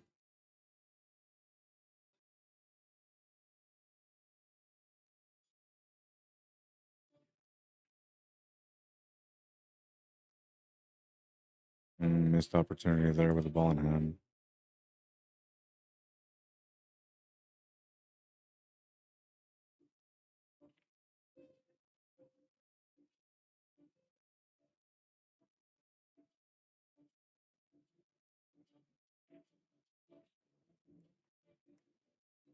Table was turned over.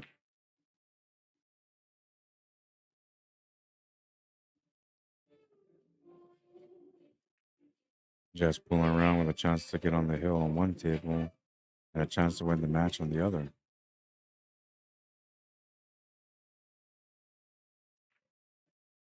I believe the next matches would be at noon.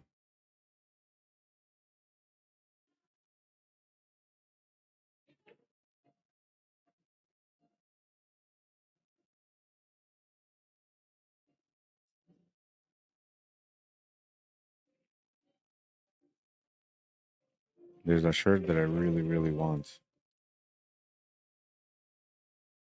It's got like this, it's a white shirt. I believe it's got the Texas flag in the front.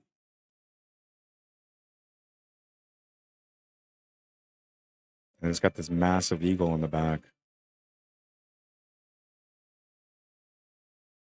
I want that shirt. I'm going to go find it.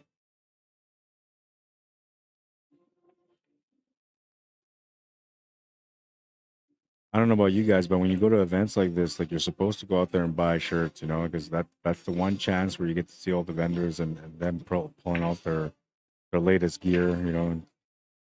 Look at this, gonna hit on the way back. No rail though, ball in hand. Feeling a little bit of frustration right now.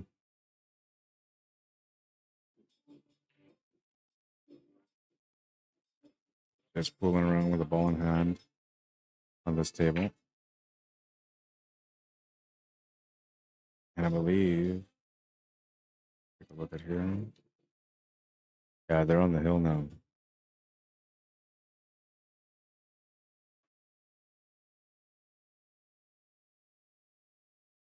They're on the hill now, so just pulling around with a chance to close out the match on this table. Shape on the 6 is good. Trying to be difficult to set up for the 7 ball. The angle that you get on it, though, is going to matter because either you're going to go down table or you're going to just hold position for the 8.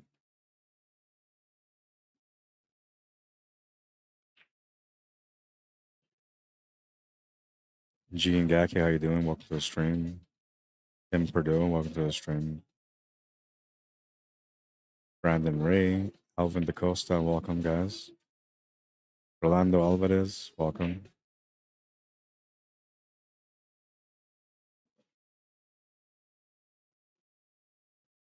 Not sure. Got the shot. On the screen, it looks like she's got the shot. Now, she doesn't look too happy about it, but maybe that's just the focus face. We all have that killer face when we're at the table and we're focused and trying to run the table out. Gotta be tight. She's taking a double look at it.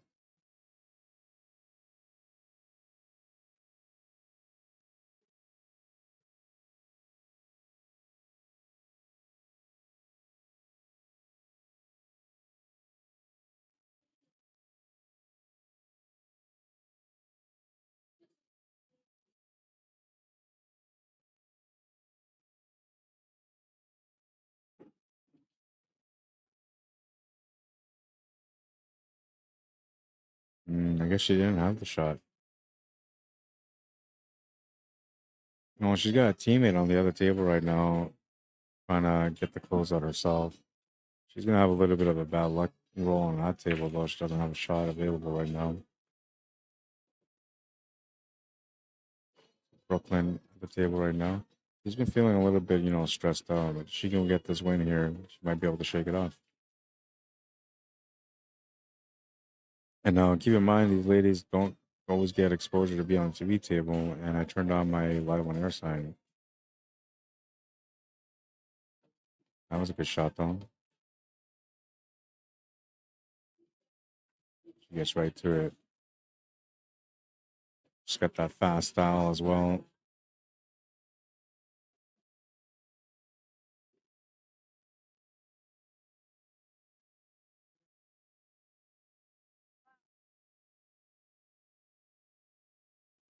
Now there might be a crossover here again.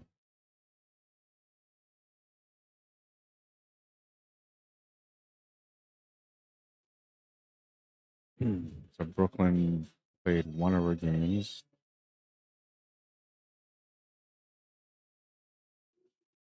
Oh, she played both of her games.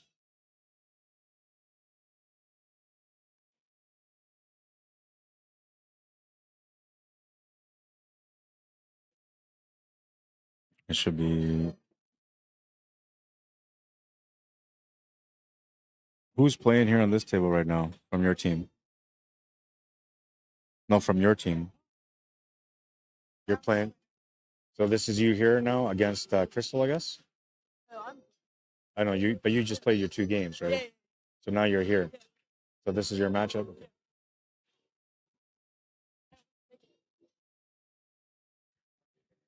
All right, so this is a showdown on our table between Crystal Drake, who's going to be breaking, against Brooklyn Lovejoy. And it's not going to happen because the match is over. The match is over on the other table.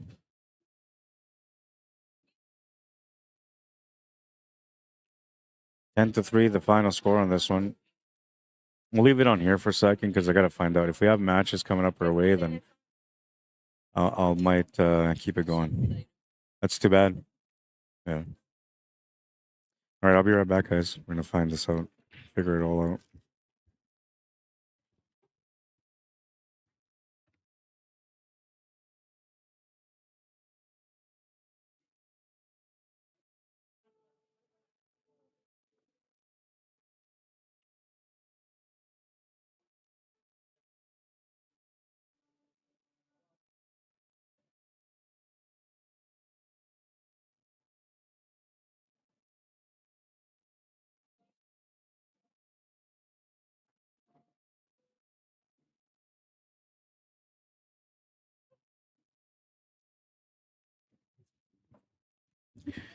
All right, so I'm not going to get a lot of breaks throughout today. So what I'm going to do is I'm going to just shut it down. I'm going to go. I have 30 minutes to get some food and come right back.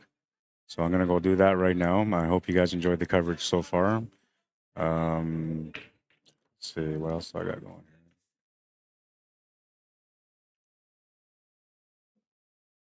here? ACS, American Cuesports Alliance, celebrating their 20th anniversary. And this event has been a great one. A really, really entertaining one. Shout out to them for organizing such a great event. Shout out to the referees for doing a great job on being in a tough position, having to deal with people that are always going to be mad at you. Shout out to the TDs, John Stitch and his team. Honestly, those guys get bitched at a lot too. Why are pool players like that, man? Why can't you guys just be nice? Acme, Omega, sponsors of the event. Check them out. They have a booth set up here. They're probably going to have a booth set up here next week as well. Brutal Game Gear. They're the ones that made the shirts, the official shirts for this Acme 2024 ACS National Championships. And yeah, that's it. We're going to go. I got to go. Full wisdom, the more you sweat and practice, the less you bleed in battle. Get to those tables to become the champion within. One way to do it is with effort, dedication, and just never giving up. You have to have that will to never give up. Because there's going to be a lot of times in pool when you're just going to want to give up. You know, the game's going to treat you bad. You're going to get some bad rolls. I don't know. I'm on a break right now, so yeah. Yeah. Okay, I'm gonna go. Make sure you guys work hard on your game. Do everything you gotta do to get there. You know, analyze your game, break it down to what you're good at, what you're not good at, work on what you're not good at, and you'll become the champion within. It's just a matter of time. It's just a matter of dedication. And I'm getting pulled from every side here. That's it for now. My name is Rod Arriagada. If you guys want to add me or follow me on Facebook, you can. If you want to message me to come out to your town to cover an event, message me at cslmanitoba@gmail.com. All right. Donations, PayPal, e-transfer, cslmanitoba@gmail.com. If you have an event that's coming up, you want some exposure, email me, cslmanitoba@gmail.com. Include the details, send me the poster, and I'll do my best to get you the exposure you're looking for. All right, that's it. Sakabo for now. I will be back with a stream shortly. It shouldn't be very long, 20 minutes. I don't even have that much time. All right, I'll see you guys in a little bit. Thanks for tuning in. Cheers.